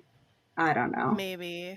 But Jesse St. James just represents everything I hate about the theater. Just that type of person, that type of persona is just, I mean, you can find like a Jesse St. James in almost any theater you go to. It doesn't matter. Oh my goodness, so they actually exist. What? They actually exist to that level? Like, real people do that sort of thing? I mean, because since this is Glee, I mean, Jesse St. James is a really, like overdone version of that, but it does represent a very real population of the theater community, which is very cutthroat, very egotistical, very much like basically sucking all of the emotion out of any project that you work on, because all that matters is winning. Like those people that turn the art of theater into a competition. I mean, there's a lot of those. There's a lot of those, and they make it so not fun. I mean, they think that their job is to go in and prove that they're better than everybody else that they are in like a production with. But really all that does is make it difficult to make the production good. It doesn't become about the teamwork anymore, and that's like very theater too. I mean, when Jesse was just like pitting everybody against each other in these auditions, that's a very real thing that happens, because for some reason they're like, oh well, if you really want this, you're gonna have to literally be ready to murder your castmates for the spot that you want, and if you aren't willing to do that, well, then I guess you just don't want it enough. And it's like, no, I don't want to do that because I don't want to kill my friend. You know what I mean? It's like that. I just don't like murder level, but in their regards, it's like, oh, you just don't want this enough. And in a lot of like higher up places like New York and like LA and things like, there's a ton of those people. That's very cutthroat, and that's why I've done a few paid theater gigs in the past, and I always hate going to a new theater or, getting used to a new cast that I'm unfamiliar with, because I don't know who the Jesse St. James is going to be. Right. And I have to wait for them to reveal themselves, and usually it doesn't take very long, but and then I have to figure out how to avoid them and how to work with them. And so that's why, it's very complicated to be in the theater and to have to deal with these types of personalities. You're so dramatic. Yeah. Yeah, it's theater. That's called drama. Yep. I feel like Glee Club has clearly tried doing like competition, both friendly and unfriendly before, and it hasn't worked. And like, so like I don't really understand why she was even giving it another chance. Yeah, why he even hired Jesse makes no sense. Yeah, like, yeah, it doesn't make any sense. I like that he's there because he's an interesting character and I like to see him, but I don't like. I didn't like his purpose. It seems. Episode. But I can't even figure out like how else I would have him in there. Like, how would you change that to have him be there? He could just be there, just don't have him talk. Like, just don't give him line. Just let him just be in the room, and that's enough. Like, he doesn't need to like contribute anything. Well, I'm trying to figure out the reason why I like him in this context, or not even in this context, but like, why do I like the fact that he's there? I think it's because he brings drama to Rachel's position. Yeah. And because she doesn't have enough drama in this episode. But I don't need him for everybody else's drama. Like, yeah, exactly. I feel like Shu could have come up with like, hey, we're gonna hold auditions for the lead spot on his own. Like, it's not really that like groundbreaking. Yeah. True. All Jesse's there for is to neg everyone. Well, it might be interesting to kind of pit Shu and Jesse against each other, where Shu's like, hey, I don't think they should be doing this. And then Jesse's like, yeah, but I won nationals 4 years in a row or something. I don't remember. Yeah, and that's like the only reason why he's there, basically. I think it just shows how much, Mr. Shu wants to win. Yeah. By having this horrible person come in and help. If we did end up pitting them against each other, where he's like, we can win without Jesse, if Shu had integrity ever. It might be interesting for Jesse to like hold his own auditions. Right. And then neg everyone, and then have everyone hate him. I don't know. I'm spitballing now. Something it doesn't to feel prove that like it doesn't actually work, because I mean, we're getting ahead, but like it doesn't end up coming to the fact that like what Jesse's approach didn't work. It's just that she was like, no, we're not doing that. This is what we're doing, and that's that. Like, it kind of ended up being pointless. It just started drama for the sake of drama, and nothing really came of it.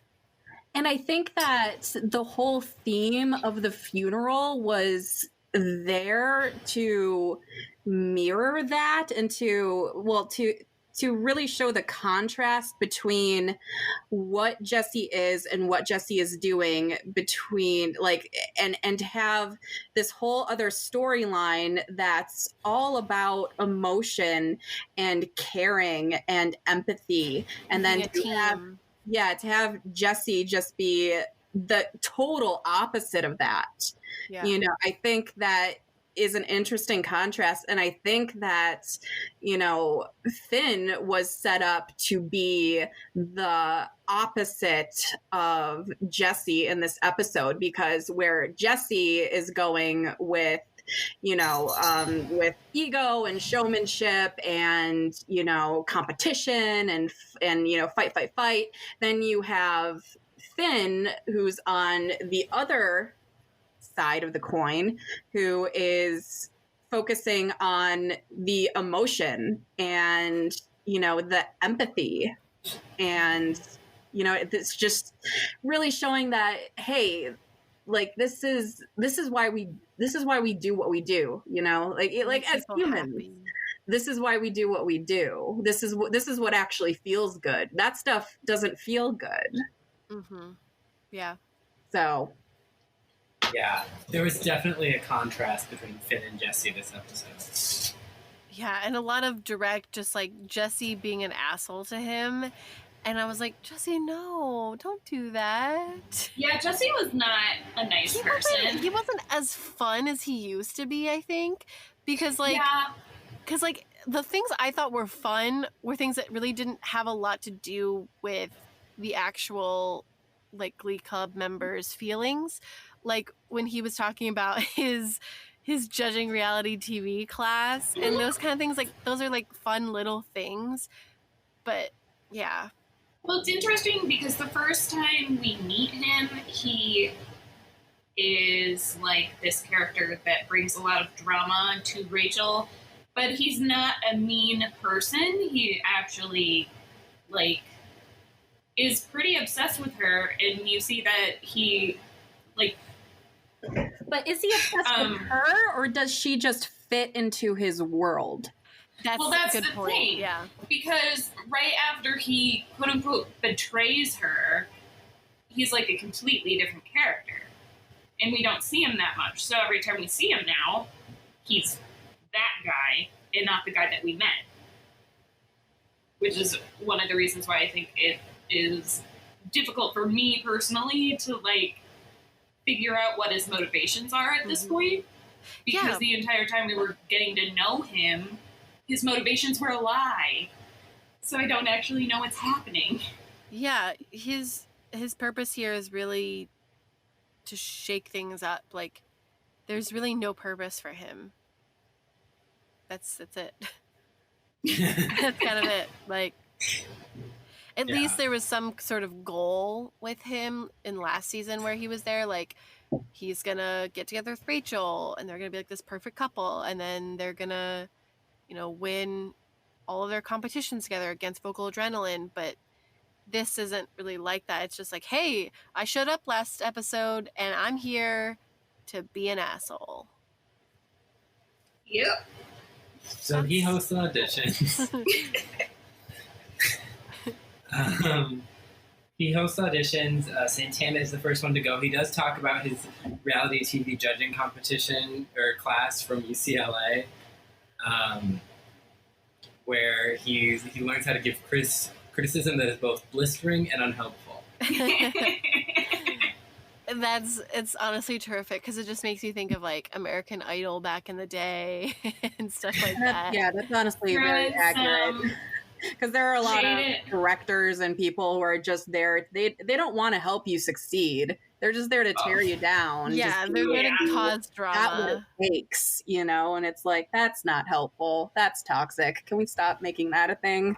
Right. Mm-hmm. Some low-key shade there at UCLA. And so Santana sings Amy Winehouse's Back to Black. It's a pretty great cover. I mean, I love Naya Rivera's voice. Yeah, she did a great job. And this is where the episode got a little slow in that they just went from song to song. Yeah. I was very, very bored. It was really boring. And there also was just, like, those were, like, the only songs other than the Willy Wonka song. And there wasn't a lot of energy, really, of like active energy, that is. There wasn't a lot of choreography or anything, and it was 4 solos and then a group number that was really sad. And this all happens, the audition happens before the funeral. Yeah, and so we're still in the first half of the episode, and there's no... It's like a 10-minute segment. There's a commercial break in between. That's just songs. Yeah. Maybe, do you think it would have a different sort of energy if there was actually a commercial break in between? And possibly. Or is it... Because there, I guess, is a little bit more anticipation for you to see what's coming next. But still... Well, if you mean like the commercials were physically there in between the 2 segments of singing? Right. Okay. Yeah. Maybe. But I feel like I would still be really engaged. Bored. Yeah. It's just... Yeah. So then Kurt sings Some People from... Gypsy. Yes. I'm like, do I want to say that word? Well, that's what it's called. You can't just change it. Unfortunately, that's what it's called. Yep. Yeah.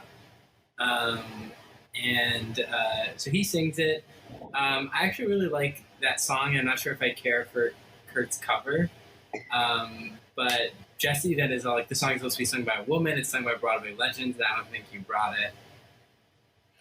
Kurt's just like, okay. Kurt's point was also like, Glee Club has already been over this hurdle 5,000 times. This is old news. And I was like, that was actually really good.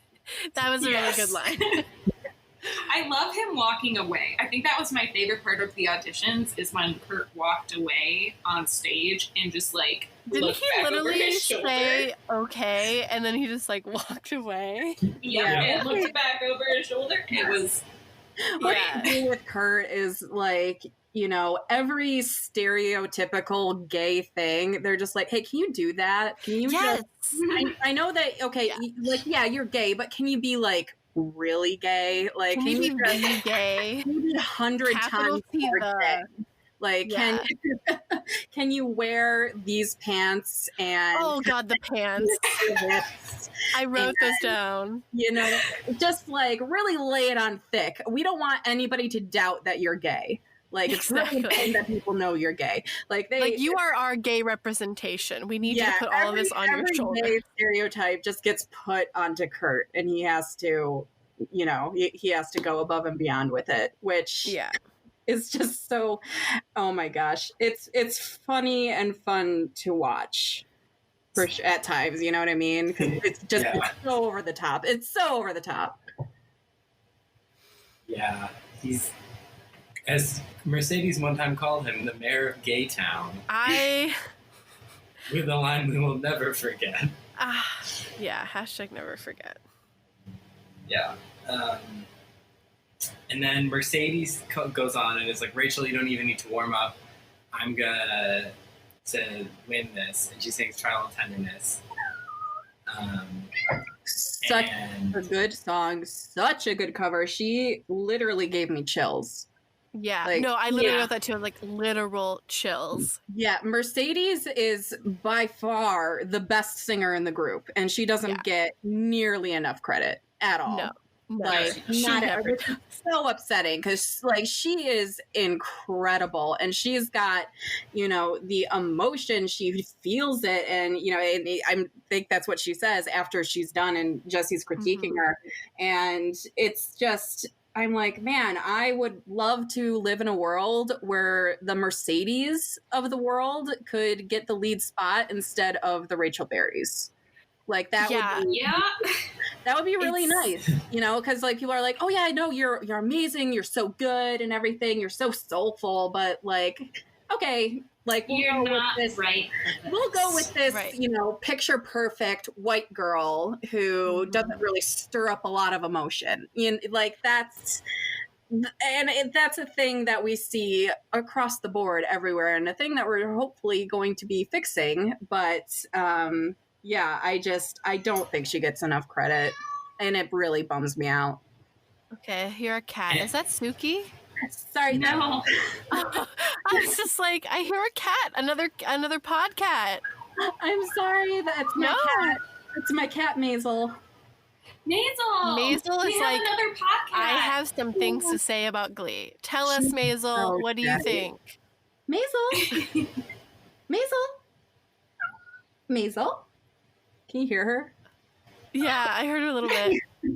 I agree with whatever she says. I agree. Yeah. So she says Mercedes needs more screen time. Yes. She needs more recognition, more screen time. That's the thing is that like the writers often forget how great like Amber Riley the actor is at singing, and they'll just like randomly remind us when they're like, oh yeah, that's right, Mercedes is a character. Well, here we go. Here's a good song for her. And it's just like, why? Why is she not in this more? Like, I just, Yeah.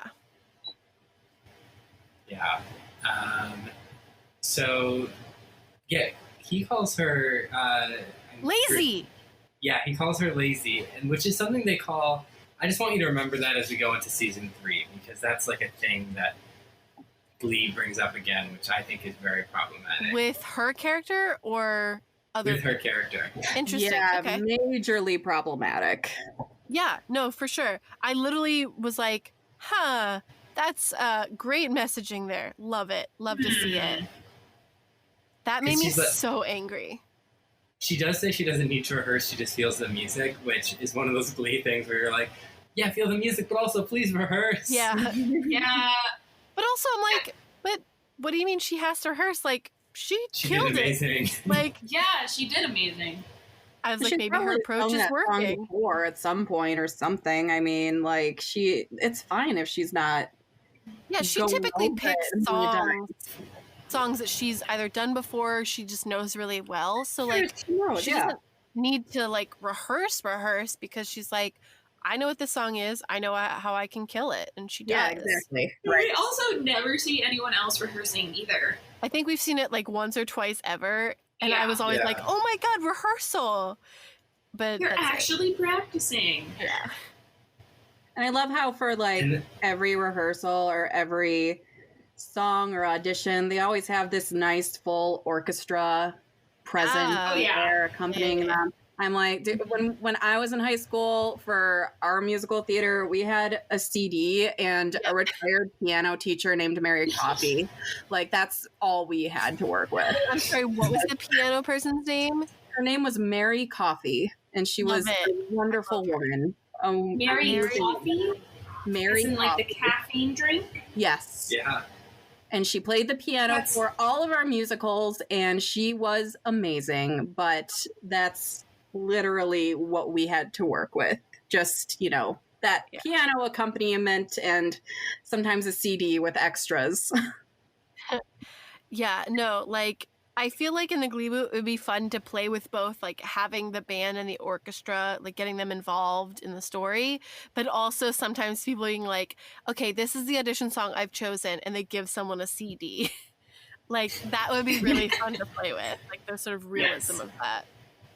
Well, and just speaking of the band, we kind of skipped over this a little bit. I just now remembered when Santana is singing, she's With like the all bass over the band members. Yes. The piano guy, I think it touches the I bass noticed guy's that ass. too. And I was Yeah. like, okay. The bass guy looks so uncomfortable. Yeah, first but of I all, felt the fact- really bad for Hannah him. Montana.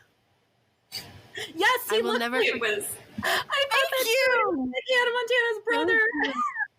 Yeah, Jackson from Hannah Montana. He's Bobo Jackson. Oh my gosh. Oh man. Yeah, yeah, she was like all like over that the- He didn't want anybody to recognize who he was. He was trying to like break away from Hannah Montana and be like this bass player. And he's like, no, I just want to be known for music. I don't want to be known for Hannah Montana anymore. yeah, that's a good. Don't show any spotlight on me. Yeah, just like that actual actor, that guy is 45 years old playing a high schooler. So Jesus. Yeah. yeah, everyone in the show is an adult. Yes.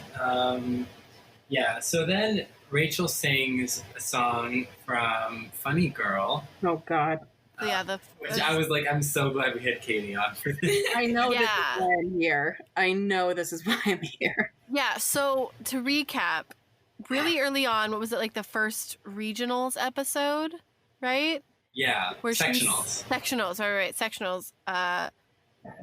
Rachel sang Don't rain on my Rain on My parade. Parade, and we had a clip of Katie complaining about, rightfully so, about how Rachel tried to Barbara a Barbara song, and it will forever live on in my heart as a wonderful addition to the podcast. Thank you. One of my proudest moments right there. So I've only seen Funny Girl maybe once, and I do remember this song. But Yeah. I don't remember is it it enough about? to compare it. And I did not like this cover for a number of performative reasons. Mhm. Did not like her leaning back. Her lip singing was a little off early on. And overall, I just didn't really get the song in general because she's singing it, and before that, Jesse's like, "Are you singing to anyone in particular?" And she's like, "Not really." And he's like, "Oh." And then it What did shows he Finn. expect?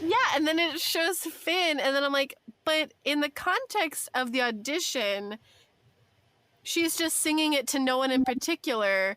So then where's her emotion coming from? Like, well, I think she was singing it about Finn, but she didn't want to tell Jesse. Yeah. right, yes. That's what I got also. But if she's saying, like, no one in particular, and if I'm just watching it and I'm like, I think you're faking it.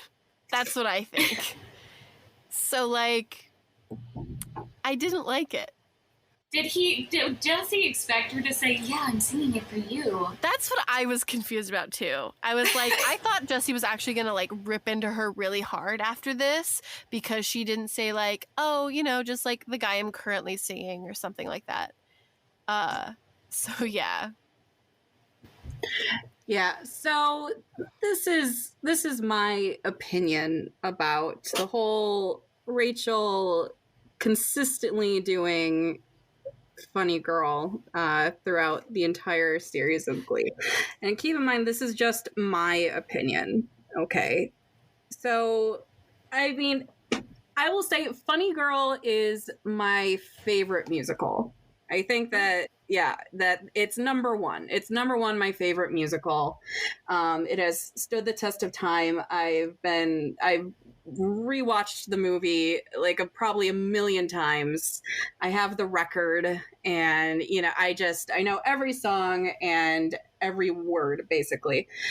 And I mean, it is well known that in terms of Funny Girl, I mean, Barbra Streisand kind of took the role of Fanny Brice and just made it untouchable. And so when anybody tries to touch it, I mean, automatically it kind of falls a little bit short, just because that legacy is there.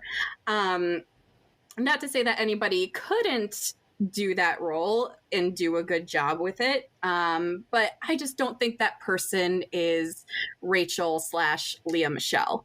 And the reason for that is because the role of Fanny Brice, she has to have incredible, amazing talent. But at the same time, she also needs to have this humor and comedic timing and likability that Rachel / Lea Michele just does not have. And that is what Barbra Streisand had and perfected, because the whole thing with Fanny Brice, that character, is she's really good. She's really talented. But because she doesn't fit into the mold of the stereotypical beauty, then she adopts comedy as a way to cope, as like a coping mechanism that she can use whenever she is feeling, like unqualified. And so that's a very, very, very important piece to Fanny Brice that Rachel and / Lea just does not have. She doesn't have the comedic timing or likability or chops, if you will, to pull off Fanny Brice. Like, yes, she can belt, she can sing, but at the same time, it's like every girl out there who can belt thinks that she's Streisand, okay? And they're not, because there's so much more. It's more than just being a good singer and to be able to hold the notes. It's way more than that. And in the musical Funny Girl, Fanny Brice is basically it's almost a one-woman show. Like, she has all of the songs. I mean, she has Nikki Arnstein in there, and she has like some minor characters like her mother and like the other showgirls and things like that. But basically, the show is all about Fanny. The movie, it's all about Barbara. Barbara's in every scene. Barbara sings basically every song. I mean, it's a heavy-duty role, and you have to keep up not only the singing, but the acting throughout the entire thing. Otherwise, the whole thing just crumbles. So what you're saying is Rachel is not a funny girl. No. Right. Yeah. No. Nice. She is not a funny girl. I think they hinge because of the stardom and because of the Streisand acclaim. She doesn't want funny girl because of because of the person that Fanny Brice actually is. Yeah. She I just feel liked it because of basically, if she gets that role, she's on stage the entire time. I think feel that's like Lee like hinges a lot on Rachel's Jewishness and Barbara Streisand's Jewishness as a connection, and Yeah. like you're saying, like the being able to hold these amazing notes and just be a powerhouse singer. But you're absolutely right. Like there's so much more to Barbara Streisand that like Rachel just can't embody because she's so unlikable in this show a lot of the time. Mhm. And even Lea Michele, the actress, is she yikes. doesn't have that quality either. I mean, she's more of a Jessie. Yeah, not gonna lie. I was talking to Cullen about this. In real life, she absolutely is. Yeah. You know, she was one of those watched kids and growing up and everything. Like there are stories where she was just an absolute terror on set, Yeah. and she, like, bullied like her castmates on Glee and everything like that. And like I've met people like her before, so I completely understand like the type of person she is and why she is the way that she is. Because, you know, being in Broadway at that young of age, that does something to a person, you know. So she that's her armor to get through the industry, is being that way and behaving that way. And hopefully she breaks away from that, you know, because she does have talent. She can sing and she can act, but she just can't do Fanny Bryce. Yeah, I told Cullen yesterday that like I because I had watched some videos about the whole Lea Michele stuff, that there were these compilations of like Lea Michele being annoying for 5 minutes straight kind of videos, and I watched a couple and I was like, yeah, she does not come off in the best of light, unfortunately. And it just is like, ooh, and you can feel that, like you can feel that egotism and that I am the star. It's all very performative. It's there's nothing genuine. There's nothing genuine there. It's all performative, all of it. Yeah. And I think that's what she had to do in order to, or what she thought that she had to do, and from, you know, a very young age to make it in the industry. That's who she had to be, and that's what she had to do. And I feel like this performance specifically of this song is that like it felt very performative. Like I didn't believe what was happening. Exactly. It was almost overacting. Yeah. It was on the border of overacting. And I mean, you compare what she did, I mean, compared to what Streisand did, I mean, it's two totally different things. I mean, yeah, they both are able to hold the notes, but Streisand, she's just so classic and dignified, and even though she's hurting, she's going out there and singing and putting it all of that into a song and not letting it affect her relationship with her audience. And with Rachel, it was just like, okay, I really have to hit these notes, and this is emotional, so I just have to make all of these ugly crying faces while I'm singing, and that will signify emotion. But it's not enough. It's not enough. She needs to take what Mercedes has and put it in to what she does, because Mercedes has that piece that Rachel's missing. Yeah, right. Being able she has that connection. She has that emotional ability to feel what she's doing instead of just putting on a front. Yeah. Wise words. Thank you. My book is coming out on. I'm kidding. Yes, please write a book about the differences between Rachel Berry and Barbara Streisand. A complex look at. Love it. In this article, I will. It'll be up on BuzzFeed. Yes.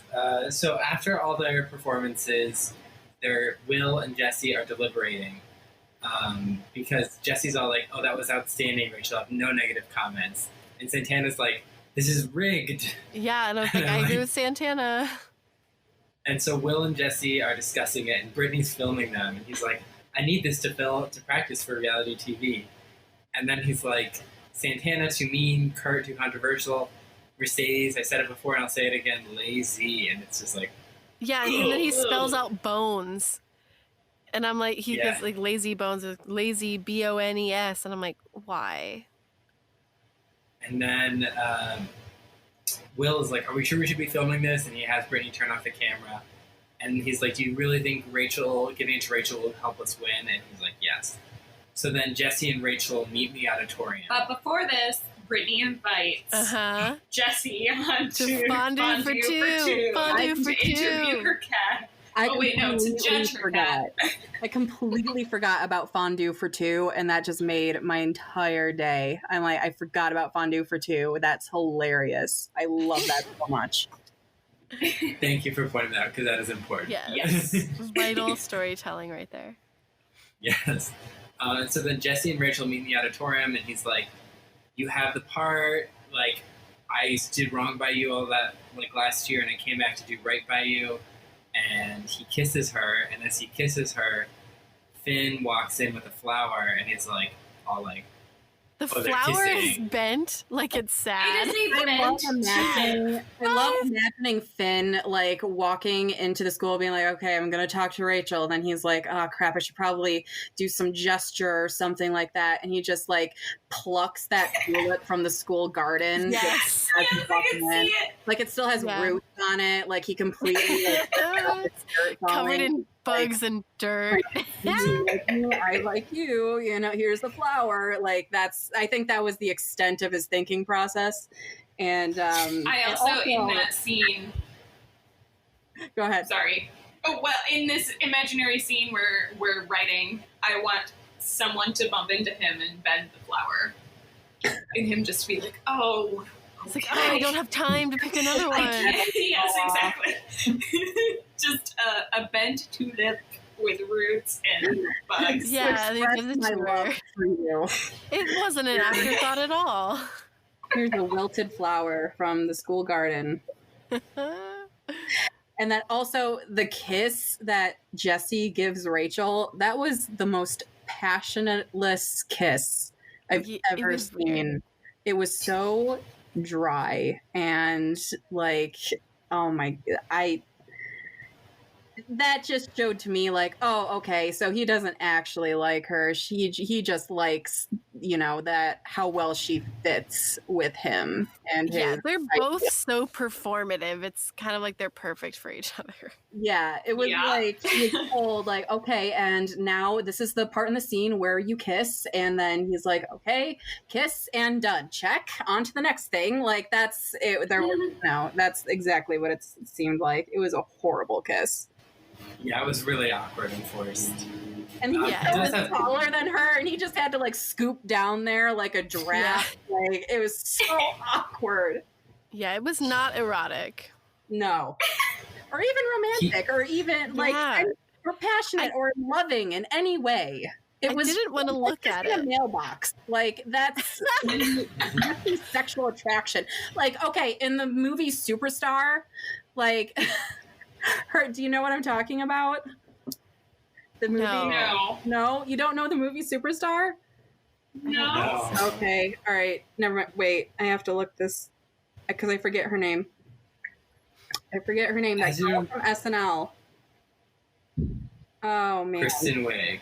No, Molly Shannon, who plays Mary Catherine. Oh, yes, I know what you're talking about now, yes. Yes, in that movie, because it used to be an SNL skit, and then they turned it into a movie, and in that movie, she practices kissing on a tree. Yes. Like, that has more sexual, more sexual tension, yeah. Rachel and Jesse. Yeah. Jesse does have this great line where he's like, oh, you recognize the masculine click of my designer boots. Oh, boy. No, right, when he's walking up to her. Jesse. Uncomfy. And he's like, yeah, we got you the part. And then everyone is looking at the sign-up sheet, and they're, like, bewildered. And they're like, Rachel's like, you know this is deeply personal. Try not to take it personally. And they're like, look at the sign-up sheet, you didn't get it. And then they go in, and Will's like, this is the kind of infighting with each other. Well, the sign-up sheet actually says... urgent meeting at whatever time. Yeah. And then during the meeting is when Will is like... I don't like all the cutthroat attitude because they're all throwing shade at each other. I want a team spirit, so we're not going to do auditions. We're going to sing 2 original songs as a group, and then they're all complimenting each other. Which we're going to write in 1 week. Yep. Yes. Yep. Rachel's like, how do you get that raspiness? And Santana's like, I smoke cigars. I laughed so hard. That was such a good line. And then he's like, okay, get writing. And yeah, Maisel. Maisel, I agree. 1 week is not long enough to write a song. You're so right. Like, they need longer. You can't make a decent composition in 1 week. What did he say? I want 2 hits by the time wheels touch down. Right. And I was like, what? That's your deadline? That should not be the deadline. Should be before you leave. Yeah, exactly. We wrote So they have original 4 songs. days. Yeah, we wrote original songs in my choir in high school, and it took an entire semester. Like, and they weren't good. Like that. It's gonna take. This is Glee, where all the most talented high schoolers on the planet just happen to all be together. So I mean, anything's fine. I feel like they're not geniuses, though. I hope they just go for My Headband and call it a day. That's what I want to see next episode. Yes. Can we please have them sing My Headband at Nationals? My Headband and Only Child. That's all we need. Yes! That's the episode I want to see. I wonder if Rachel will get a solo despite them not having auditions. Huh. Guess we'll find out. Wow. Okay. I literally don't know what the original songs are for nationals. Like, I don't think I've ever heard them. So, yeah. Exciting stuff. Must be good. Yeah, it's a great sign, right? I've never heard of them. Now I think it is Tina time. Okay, so Tina had 1 line. Was it in the song? It was really one of the best. So that's like the best one. I was like, honestly, I question it because it's technically a lyric. Solo. Yeah. So she might have had 0 lines, but that's just where that priest you can had more lines than that. Tina did. Yes. Poor Tina. Yeah. Honestly, what a great gig for that actress to have like minimal work and yet adoration. You know, those are the best characters to play, where you have like people still love her. Yeah, where you just scoot on in, be loved, like only say 5 things and then be like, all right, cool, peace. Like that is the best, you know. Instead of like the Rachel Berrys that have all of the like lines and dialogue and blah blah blah, and like nobody likes her. But for Tina, like that's not a bad gig. That's really not. She has her own section on the podcast. Yeah, she does. Like, we love Tina. All of the accolade with none of the memorization. It's great. There you go. So, now it's time for MVPs and LVPs. Katie, who's your least valuable or least favorite character this week? Rachel Berry. Shocker. I know, you're all shocked. And my favorite for the we'll go around. We'll all do our least favorites, and then all do our favorites. Okay. Well, Rachel Berry, for all the reasons that I monologued about earlier. My least favorite is Shu, because for even letting Jesse do what he was doing, that was just absolutely uncalled for. Like, I don't think he's that stupid, but apparently he is. But yeah, so Shu. I'm going to go with Jesse, just because we discussed how useless he is in this episode and how mean he is, and just like, I don't know. I just didn't like him. Yeah, I'm going with Jesse too. I love Jay Groff, but he's not groffing me today. He's not groffing me. Yeah, not a fan. So now, Katie, who's your MVP this week? Man, I don't know if I like anybody. I had a hard time too. I mean, I would probably say Jean. She did a great job in those VHS tape home videos. that we saw in the funeral. Right? Yeah. Do you remember that? Yeah. So just have a little memoriam for Jean. But I'm like also a little bit disappointed that this wasn't a really arty centered episode, because he's my favorite character and I've had a crush on him for like ever since I started watching the show. So yeah, I'm very upset that he did not have basically like a whole lot of lines, if any lines. But so I'm gonna have to give it to Jean. All right. That was a hot take. You said that Artie's your favorite character? Yeah. Oh, wow. Yeah, we've discovered some hatred for Artie, unfortunately, okay. on this podcast. That's okay. We don't all have to agree, and it's less competition for him, so I'm fine. Perfect. Wait, less competition for you mean? Yeah, So you have a crush on him?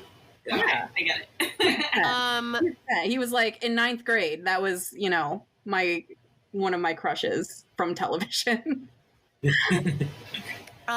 So my MVP is Kurt, mostly because he offered to step up and help with the funeral. But I'm not choosing Finn for the same reason, because he was super annoying.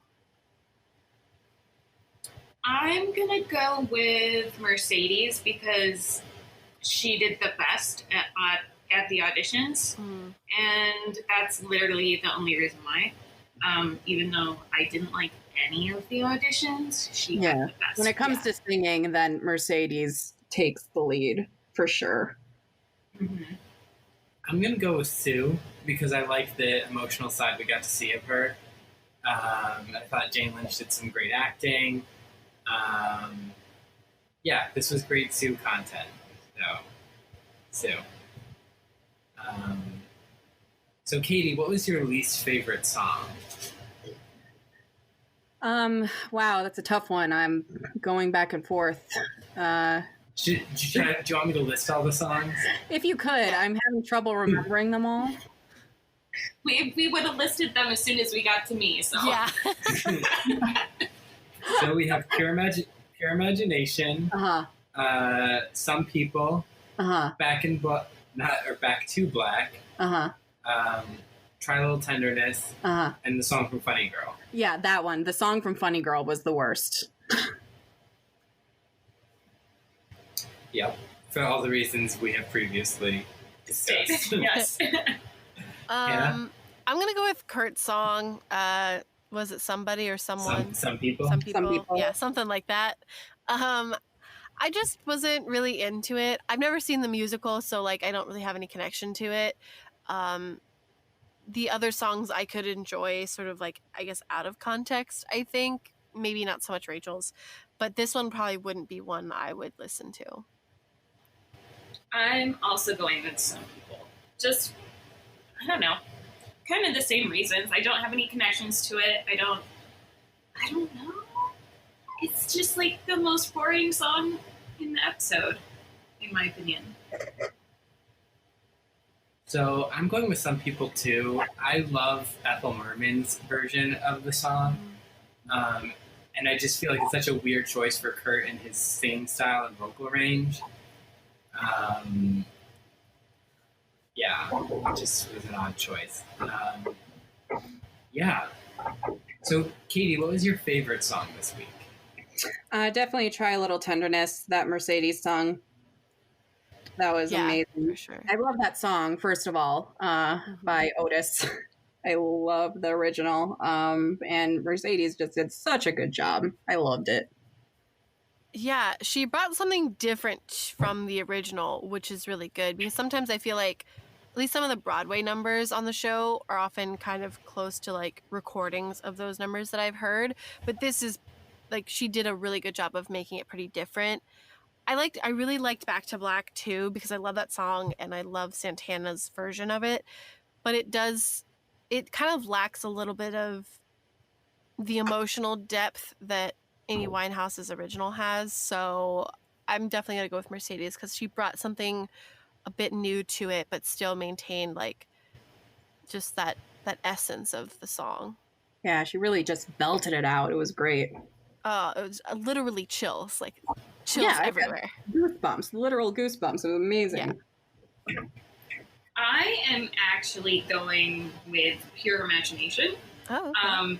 Because I think it surprised me that I liked it because I really, really, really hate those movies. Yeah. So the fact that they actually got me to like the song was like pretty impressive. Yeah. Yeah, that's great. That's awesome. I'm going with pure imagination too. It made me sad, and I liked the use of all everybody's different voices. It made me sad, and I liked it. Yeah. Exactly. Yeah, so I'm going with pure imagination. So that brings us to the conclusion of our episode. Katie, do you have any social medias you'd like to plug? I've been kind of on a social media purge, but I am coming back around to it in the form of Instagram. So at Katie Weather Lady is my Instagram. There's nothing posted on it yet. It's empty, but that's where you can keep up for when I actually do post something. So Nice. And I want to plug our Somies. Yeah, so we are at Gleeboot Pod on Instagram and Twitter, and then we're also on Tumblr, gleebootpod.tumblr.com. You can follow my YouTube channel at YABOI Ryan, and you can follow me on Instagram and TikTok at your boy Ryan99. And you can follow me at a.m.swearingen. That's SWEARINGEN. I haven't posted anything in a while, but I'm hoping to post some more art stuff on some projects that I'm working on. So we'll see. We'll see. You've done some really cool stuff of your like D&D characters and like the NPCs. I like that stuff. That's really cool. Thank you. This is something totally different. Oh, fun. Yeah, so that brings us to the end of the episode. Katie, thank you so much for coming on. I hope you had a good time. This was a lot of fun. I enjoyed reminiscing and feeling the nostalgia of watching the early days of Glee again and talking with all you guys. So thanks. This was a lot of fun. Yes, and so glad that Maisel joined in. We always love Yes. podcast. Maisel had fun too. She keeps wondering who are all these people coming out of my computer? Maisel, say goodbye. Maisel. Oh, we got a little meow. Oh. Gleeboot.